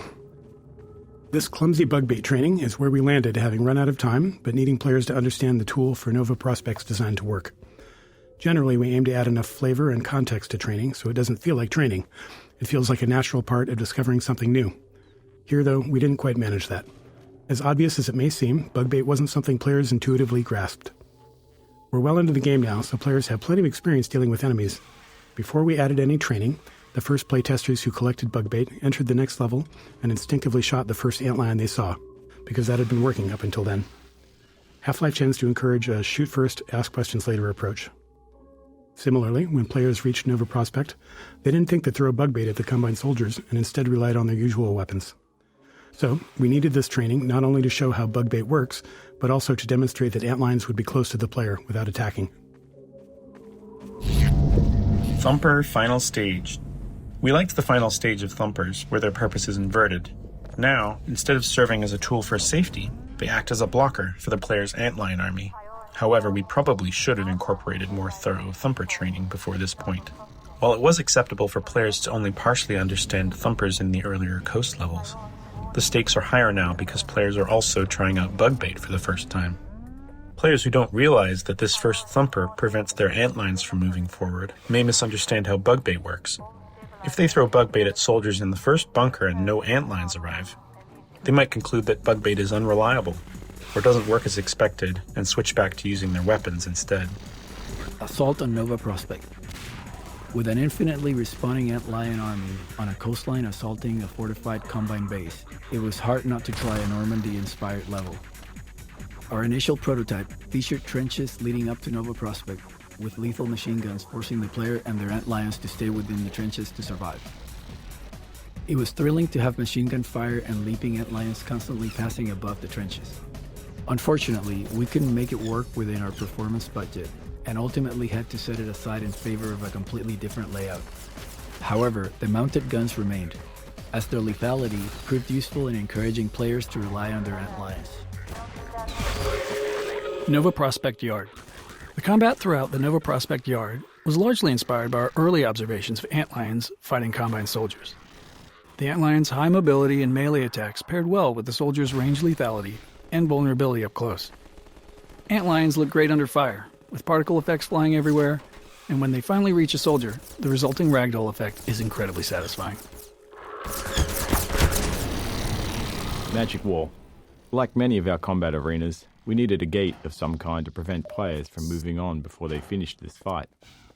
Unfortunately, we were out of time and had to move on to the train station, so we ended up with this bit of magical bullshit. A wall that just explodes after the second gunship is defeated, revealing the way forward. We reassured ourselves that most players wouldn't notice, as they'd be busy fighting the gunships, and our playtesting had shown that generally they all finished the fight before they reached this point. With enough explosions throughout the arena, the destroyed, burning wall felt pretty natural, so we threw in a couple of simple gas puzzles on the other side to justify it. But no, we're not exactly proud of it. The player has just completed 2 combat-heavy levels, so we wanted to slow things down once they got inside. These early levels were designed as a pacing change, allowing players to explore the layout of Nova Prospect's interiors. Along the way, we began to introduce the turret gameplay, first as an enemy to the player, and later as a tool they could use. Much of this level was built by reusing prototypes and art spaces created earlier in the project, when we were focused on shaping the look of Nova Prospect. Turrets. Turrets were a useful design tool when the player had bug bait, as they could completely prevent antlions from approaching them head-on. This allowed us to create setups where the player couldn't just throw bug bait to proceed. They needed to circle around and clear the turrets so their antlions could follow. It didn't hurt that watching antlions get mowed down by turret fire was a great visual too. Nova Prospect process. Like Ravenholm, Nova Prospect was initially designed with significantly different gameplay than what ultimately shipped. The first version focused on player versus combine soldier combat, with no involvement of antlions. Unlike other areas of the game where gameplay and art evolved together, Nova Prospect received a large art push early on. This produced a set of reusable, polished sections of level geometry with art already applied. Assembling Nova Prospect from these pieces worked well, as the prison's layout was naturally repetitive. And then later, when we returned with antlions and bug bait, we had to repurpose the geometry to fit the new gameplay. Having an endlessly respawning antlion army attacking turrets and soldiers meant we had to spend time figuring out the player's role in Nova Prospect's combat. The player had already faced plenty of combine soldiers, so we decided to make combat here feel more like a puzzle and a spectacle instead of a combat challenge. With that in mind, we created setups that remained in a steady state until the player intervened. By directly killing enemies, the player could tip the balance in favor of the antlions, but we wanted to make bug bait usage especially rewarding. In many scenarios, when the player threw bug bait onto enemies, we activated additional antlion spawners, unleashing a rapid rush of new antlions into the fight. The resulting carnage was the reward that made bug bait satisfying to use.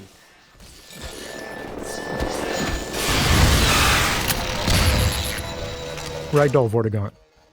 There's a lot of pain to see in this dead Vortigaunt, pain of our level designers. At the time, our development tools didn't allow us to directly pose a ragdoll, which is to say, when an NPC dies and it systemically ragdolls to the ground, we didn't have any control over what pose it ended up in. If we'd had some animator time, they could have given us a single frame animation in roughly the pose we wanted, but we were late and our small animation team was already overloaded. So a level designer positioned the Vortigaunt above the chair, told it to die as the level loaded, and waited to see what pose the ragdoll settled into. Then the designer moved the Vortigaunt slightly and tried again. We can't remember exactly how many attempts it took, but it was way more than you'd think. Laser mines. We really enjoyed bringing these laser trip mines into Nova Prospect. They were a weapon from Half-Life 1 we hadn't managed to include in Half-Life 2, but at least they found a place as a puzzle element. We liked how they served as a kind of personal morality test when the player had an antlion army. Some players immediately threw bug bait past the trip mines, sending antlion bodies at the problem, while others had their little buddies back until they'd safely removed the trip mines with other tools. We didn't judge. E2 Prison 04. Throughout development, our artists created small vertical slices of environments, which we called art zoos. These zoos laid out how to use textures and props to create gameplay spaces that achieved our visual goals. However, when building the prison's gameplay track, the repetitive layout allowed us to use the art more directly. This map was initially built as the primary art zoo for Nova Prospect, but after being used to test various gameplay prototypes, including those that eventually led to bug bait, it became part of the actual level architecture. To Prison 05 start. With the player able to move a large number of objects, we often ran into challenges, especially given the limitations of 2003's CPUs. One limitation was that our AI navigation system wasn't aware of dynamic physics objects, like these metal beds. While our NPC movement system could detect and avoid physics objects while moving, they were essentially invisible during navigation queries for strategic planning before movement. This was primarily due to performance limitations. We couldn't afford anything more complex. We also faced design challenges without clear solutions, like how a soldier should respond if a player completely blocked a corridor with large physics objects. To address this, we gave NPCs additional strength to push physics objects around. We then mitigated the issue through level design, widening corridors and ensuring enough empty space to handle props landing anywhere within them. This setup is a high-risk one. The combination of soldiers hiding behind beds and antlions charging for melee attacks creates a good chance of awkward interactions between the NPC movement system and the beds. Laundry. By the time the player reaches this level, known as Laundry, we're confident they're comfortable using bug bait to solve combat scenarios. So, we wanted to raise the stakes a bit by creating a scenario that encourages the player to get even more involved, combining bug bait with their full set of weapons. Side zombie. This poison zombie was always a highlight in playtests. Players so focused on combine soldiers, antlions, and turrets hadn't seen a poison zombie in quite some time, so its sudden appearance in the dark often created a moment of shock. Kitchen. It's a well-known custom among game developers that all video game kitchens must feature a gas explosion. One-way drop. Players never know what's ahead of them, but they're familiar with what's behind them, so it's common for them to retreat to familiar ground when they encounter an enemy. If we've built an arena where we want the player to engage, especially for an enemy with specific geometry requirements, like the antlion guard, we need a way to prevent that retreat. A common solution is to require the player to enter the arena through a one-way drop, something you've likely noticed a few times already. Alex's toolkit. Alex's multi-tool is incredibly useful for letting us use her as a key. Often we needed to keep the player from moving forward until we were ready, and her multi-tool allowed her to deliver dialogue while unlocking the way ahead. We probably relied on it a bit too much, but it was hard to resist. There's always a trade-off. Using Alex to gate a room instead of creating a custom solution saved time that we could spend on other parts of the game, often more critical ones. Alex as companion. This section became an unintentional prototype for what Episode 1 would eventually feature, Alex as a companion, moving smoothly along a path that blends dynamic combat with scripted choreography. We didn't yet have a clear model for how she would fit alongside the player in these scenarios, but even this brief section taught us a lot, despite not having enough time to iterate on it. There he is! Eli in pod choreography. We wrote and recorded dialogue for the scene while still building out Nova Prospect. At that stage, we knew Alex and Gordon would teleport out of the prison, but none of the specifics had been worked out. So the dialogue needed to be broad enough to fit whatever we ultimately built. This led us to focus less on the player's actions and more on Alex's vulnerability and her connection to her father. We hoped the emotion would carry the scene more than the narrative itself. Ultimately, we're aiming for the player to care about these characters and want to prioritize what's important to Alex. Vent. You probably know this, but if there's a vent, there has to be a head crab in it. We don't make these rules. They, like the vents themselves, come straight from the top. Look targets. One of the key tools in our design toolkit is the look target, an invisible point in space that activates when the player looks at it. Designers can specify how accurately the player has to look at it, the duration of the look, and other conditions. Once activated, the look target triggers various events in the game. For example, Alex might wait for the player to look at her before delivering a line of dialogue. A spectacle might begin only when it's in view, or a combine dropship might fly over when the player is looking in its general direction. Once we implemented look targets, designers found endless ways to use them to make gameplay feel more reliable for players, especially since some move at very different speeds or in difficult to predict ways. Grenade puzzle. This small puzzle often caused players to get stuck during playtests because the unlimited grenade box was placed a bit behind them on their path. By this point in the game, players have fully learned to associate unlimited ammo boxes with puzzle solutions. So if a grenade box were here, they'd immediately know they needed a grenade to solve it. We wanted them to have to think a little first.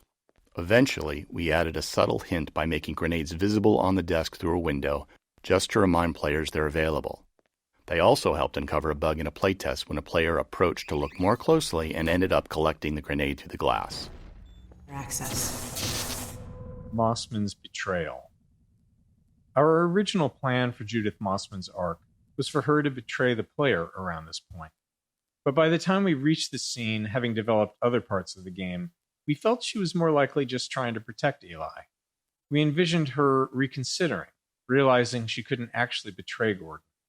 We had ideas to clarify this shift later, but ultimately we never finished her arc. We liked the ambiguity in Mossman, but players didn't seem to. They almost universally hated her. That might be a success, though. We worked hard to build the player's affinity for Alex, and Alex wasn't exactly a fan of Judith either. I've stated before. Turret training exit. This pile of trash, along with the cluttered descent down the stairs, is designed to discourage players from bringing a turret with them. While it wouldn't break anything if they did, we wanted to make it less likely. Making it inconvenient to keep the turret isn't an ideal design strategy, but it was better than nothing. Many playtesters eventually gave up and tossed the turret aside once they felt the game was trying to tell them something.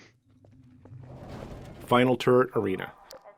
When building the arc of a gameplay element, like allied turret usage, we often build a prototype that represents the arc's endpoint first. We iterate on that prototype until the playtests show that it works. Then we work backward, adding preceding scenarios to introduce the element and build player skill. This approach ensures the final arc is engaging before we invest substantial time.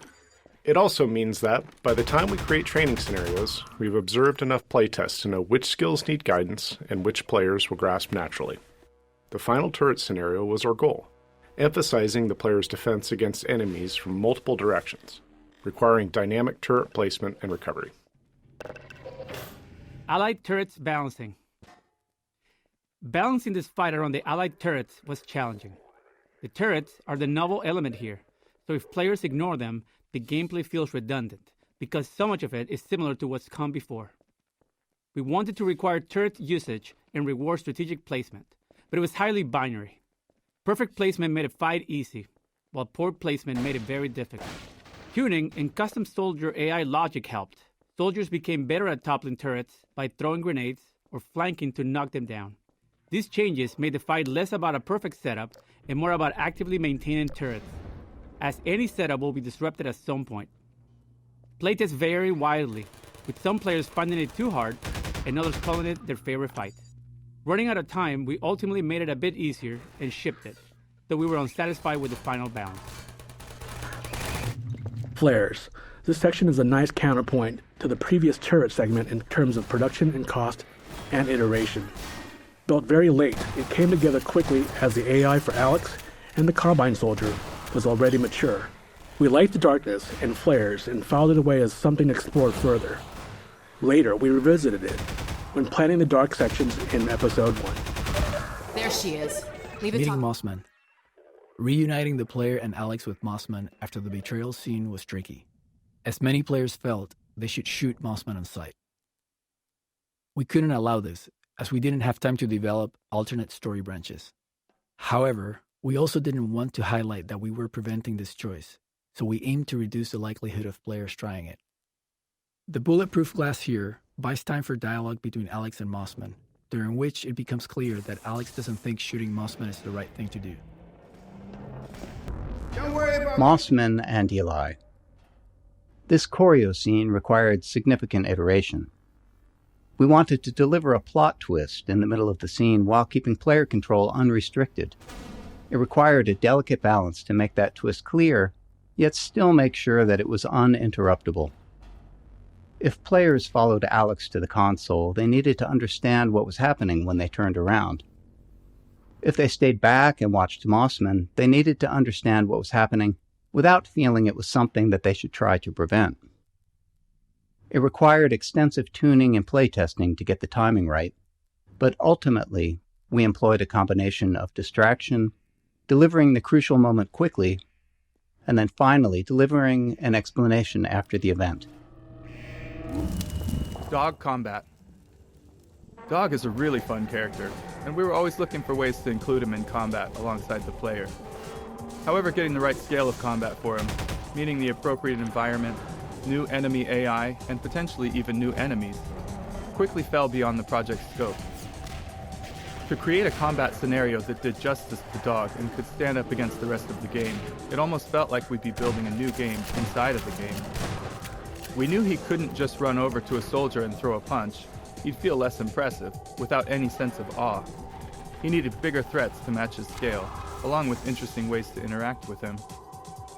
In the end, we chose to create a large choreographed scene, delivering on the cinematic goals for Dog in combat without incorporating extensive gameplay design. Citizen squads. Our early test of Combine versus Citizen street fights revealed an issue. Without boundaries, combat AI could drift significantly away from the player. Soldiers might retreat to reload and take cover, and Citizen AI would give chase. We needed a way to align the citizens' actions more closely with the player's goals, keeping them aware of where the player was heading and which enemies the player wanted to engage. This led to the creation of a citizen player squad. The citizen AI used the squad to move with the player, engaging the same enemies and providing a basic interface for the player commands. We initially had a more complex command system, but it quickly became unwieldy, so we scaled it back. Once we'd established the citizen player squad and started building scenarios around it, we found it created other interesting opportunities. Playtesters began to care about specific squad members, so we added more to their design. Squad members would pick up better weapons if they found them, pass the player ammo when needed, and medics would heal the player as necessary. We also had to ensure the squad could keep up with the player, who often took unpredictable paths. Off-camera, the squad would cheat in various ways, regenerating health between fights, moving quickly to catch up, and even teleporting when necessary. This corrugated metal panel was deliberately placed over the hull to encourage players to switch to the gravity gun and remove the obstruction. It's a bit of manipulation on our part because we found that training players on hopper mines worked much better if they immediately tried using the gravity gun on them. And the metal panel significantly increased the chance they'd have it ready.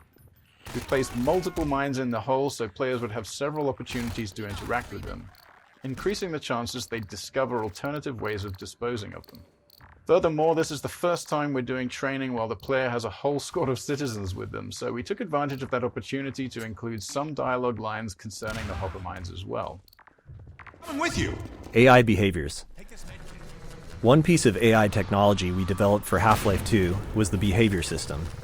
Behaviors were chunks of AI gameplay code that guided NPCs in specific situations.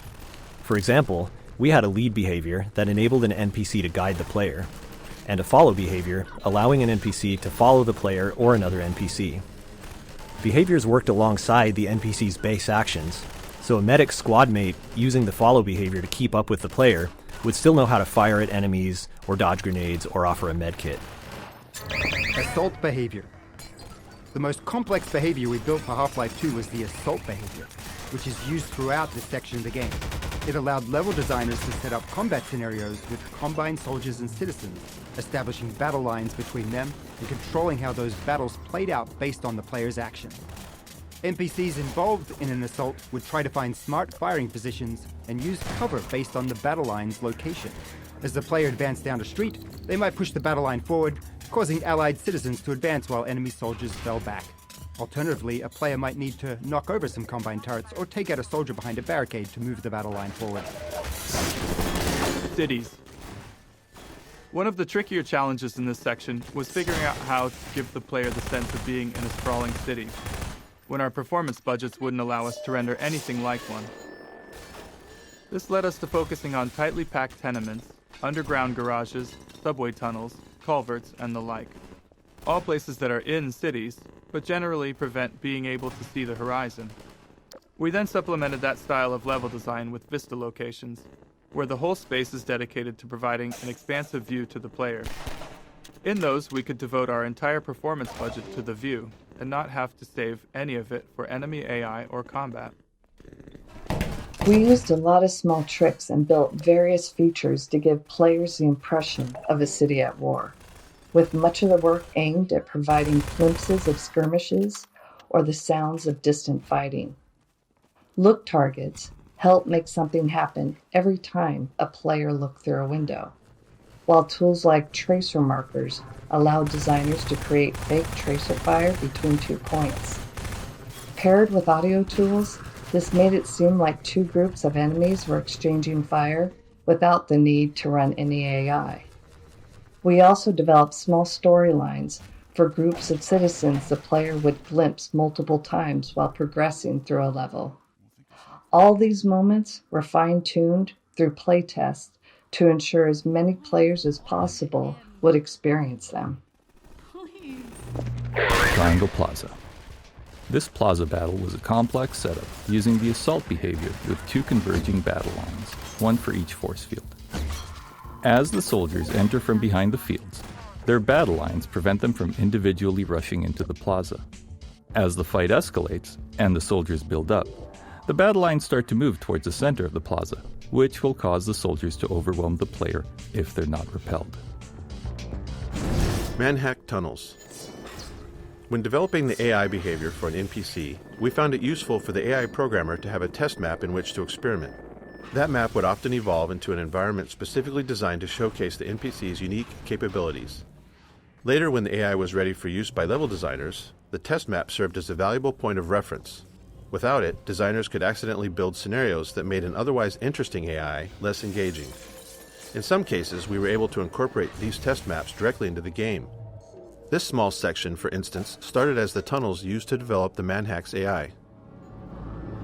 Sniper streets. These sniper-filled streets are where we developed both the enemy and the core of the experience we hoped players would have. We knew we wanted the sniper to shoot things near the player, so we first focused on finding a variety of interesting targets for them to hit.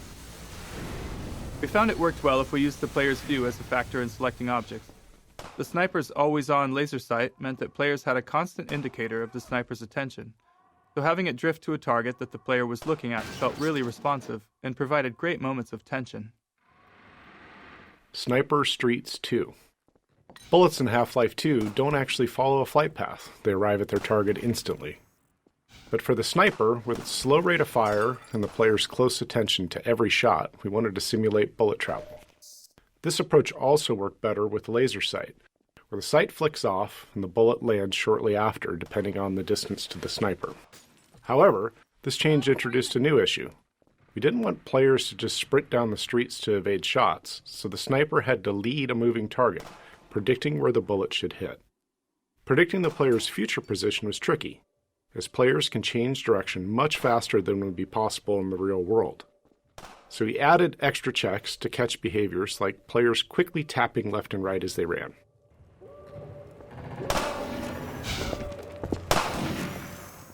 Sniper Streets 3. One feature we tried in these streets was suppression fire. Many players, hunkered down at the end of the street, would fire a burst at the sniper's window to see if it had any effect. So we experimented with making the laser sight flicker off briefly, giving players a moment to relocate. But after a number of playtests, we encountered 2 issues. First, it disrupted the tense move-and-hide gameplay we aimed to create with a sniper. Sprinting while firing wasn't much different from other actions we asked of the players in City 17. The second, more subtle issue was that players who discovered suppression fire first assumed it was required and would burn through ammo fast.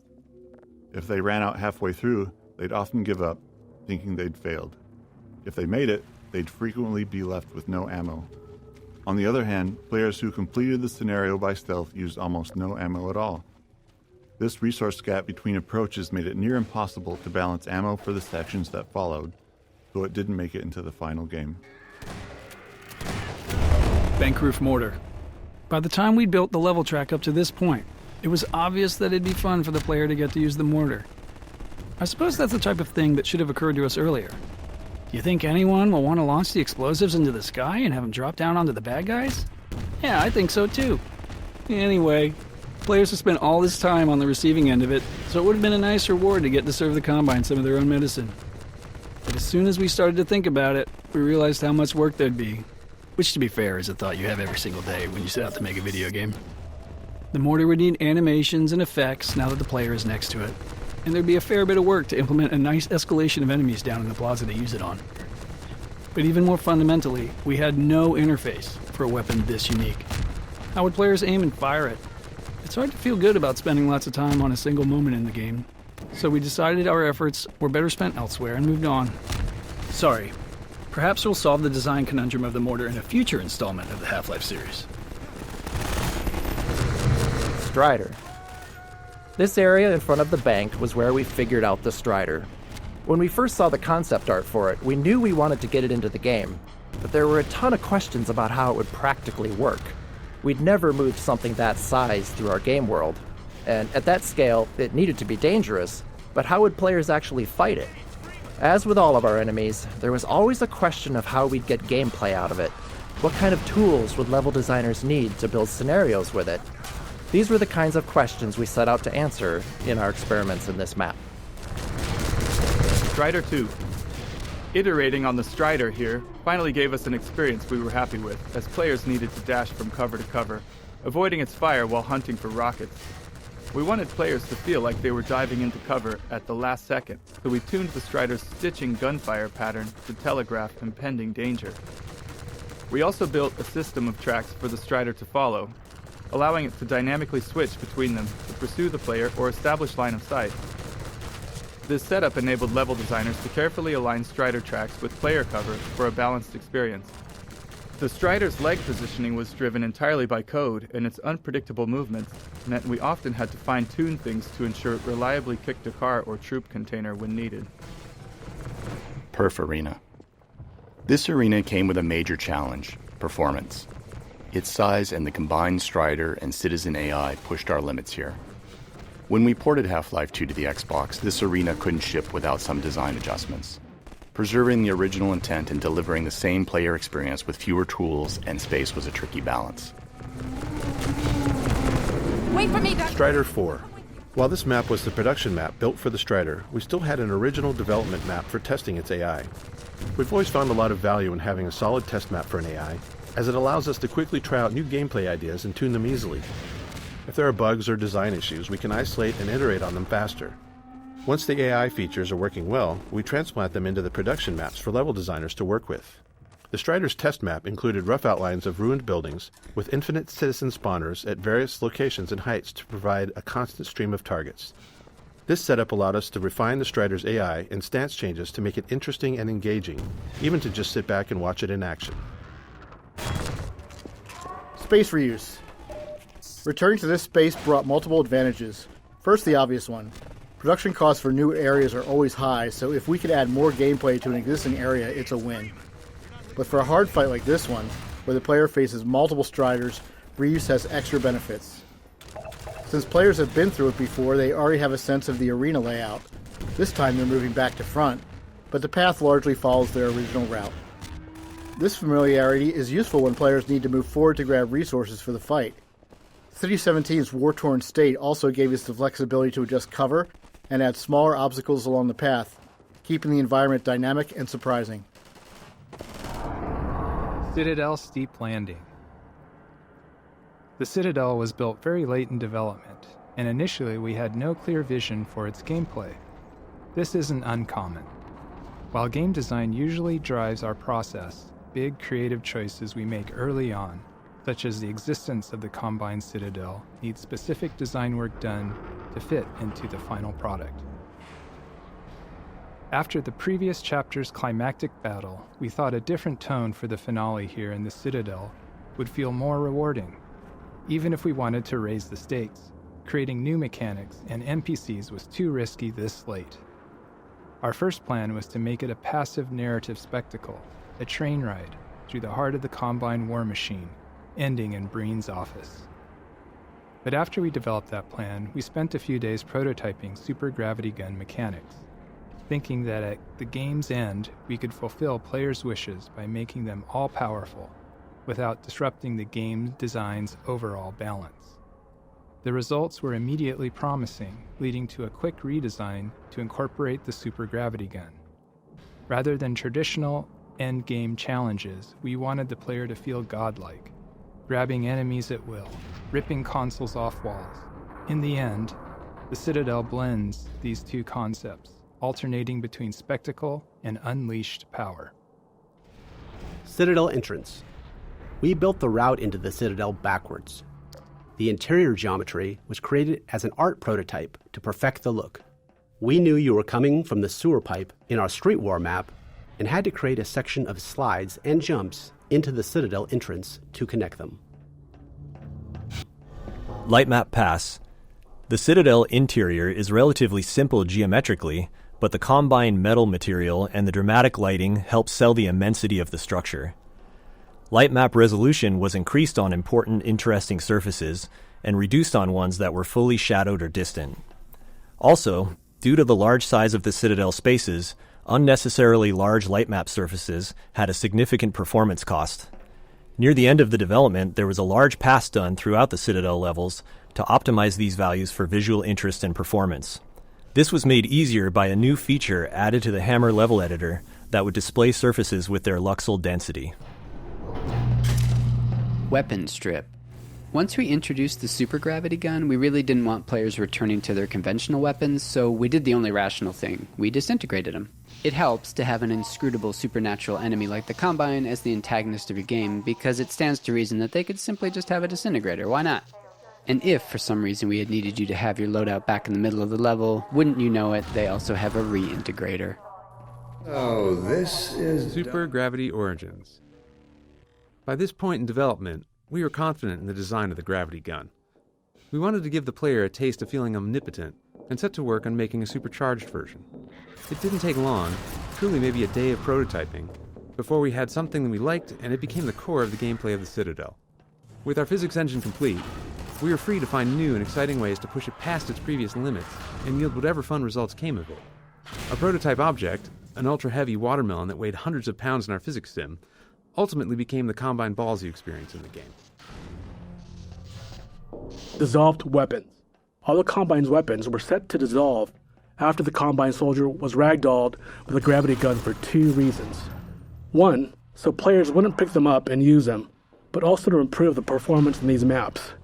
Additionally, a ragdoll manager was added that would remove the fallen soldier ragdoll corpses as the player progresses forward. Combine ball and balls training. In playtests, players were not noticing that the Combine spheres dissolved the soldiers and why they were disappearing. We initially tried to solve this by making the spheres prefer to bounce towards enemies to increase the likelihood of dissolving kills. We eventually realized that the reason players didn't notice the effect was because it always happened during intense combat, and people have a very limited ability to learn new things when under stress. As a late-effort remedy, we inserted a low-pressure training room with a force field that can only be opened by grabbing the Combine ball.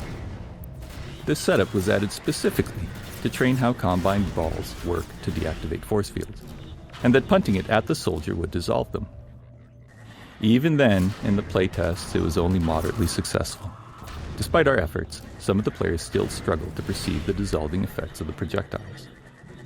We ran out of time and decided that since players were still telling us they were feeling powerful, it was okay if not all of them perceived why they were succeeding. Combine energy.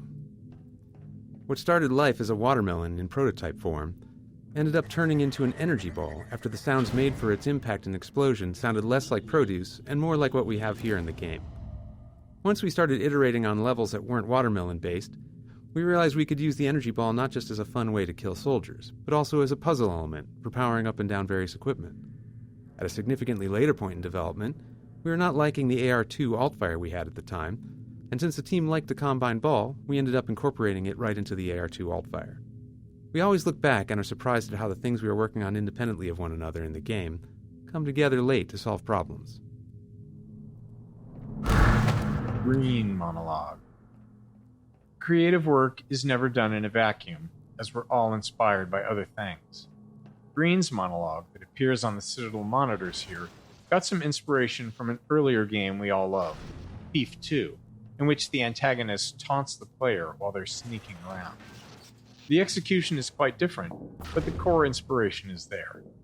The real heavy lifting, however, what really sells this moment, comes from the performance by the late Robert Culp. His delivery was pitch perfect. He interpreted each of Breen's lines with a subtlety and flair that transformed the character on the page into something truly special. A voice session with Robert Culp was as easy as they come. He'd have the script, and the engineer would hit record, and that was about it. The lesson reinforced here is to work with people whose talent exceeds yours, people you're certain to learn from. Don't go in with a fixed idea of how the line should be delivered or how a certain moment should play out, but instead collaborate with talented people and go into it trusting they'll make it even better. Elevator fight. Even though we wanted the player to feel all-powerful, we couldn't resist the temptation of adding a tough fight at the elevator shaft. The battle waiting for the arrival of the elevator here ended up being somewhat more difficult than originally envisioned for this part of the game. It became easier during playtesting, but there really wasn't enough playtesting time to balance it to the level it should have been. Though the player was never in that much danger, it is the number of soldiers that appear that makes it feel like more of a climactic battle than it is. Tell me, Dr. Replacing the prefabs. The Combine energy balls are a relatively simple setup, with a force field holding the perpetually bouncing objects. However, during playtesting, there were repeated bugs with the energy balls bouncing around, going rogue, and escaping the force field we set up to contain them. Due to the limits of our prefab tech at the time, this required them to be manually rebuilt multiple times at every one of their locations in all of the Citadel levels that included them. Strider fight. One of the original Citadel prototypes included being able to grab the Strider with a super gravity gun. And for a long time, the fight with the Strider was about getting close enough to grab him with the gun. Toward the end of development, we decided that grabbing the Strider made him feel too weak, especially after all the combat against them during Street War. So we replaced the encounter with one where you kill him with Combine balls. Model pieces were added so the Strider could be jibbed and blown apart instead of dragging its body around. This is the only time in the game when a Strider has this effect. Getting in the pod. The pod ascension sequence that starts here necessitated taking full control of the scene and the player view. This is contrary to our usual desire to have the player retain as much control as possible. For this final step, we felt the trade-off was worth it. The player is so powerful at this point that controlling them was difficult, so we had to disable them. We do still have all the characters in the scene talking to the player, keeping them the center of attention. We also were able to provide some narration through the environment along the way. The train ride through the Citadel starting here contains several adversaries that we had art content for but were cut from the main part of the game. From the safety of your cozy pod, you can see the processing of stalkers and a quick glimpse of the crab synth. Final scene. Locking the player in a pod for the final confrontation in Breen's office was a bit of a compromise, but it allowed for a focus on the characters that we really couldn't provide elsewhere. All of the characters' arcs reached their conclusions in this scene, and constraining the player to this point of view creates the opportunity for a real emotional payoff, a climactic scene powered by the combination of dialogue, voice performances, and animations. The scene was a challenge to pull off from a production standpoint, setting up the right blocking and motion, getting effective timing and emotional synergy and connection from all of the individual animations and vocal performances that were recorded separately. It took a lot of tuning before it reached some dramatic synergy and really felt like all of the characters were actually connecting.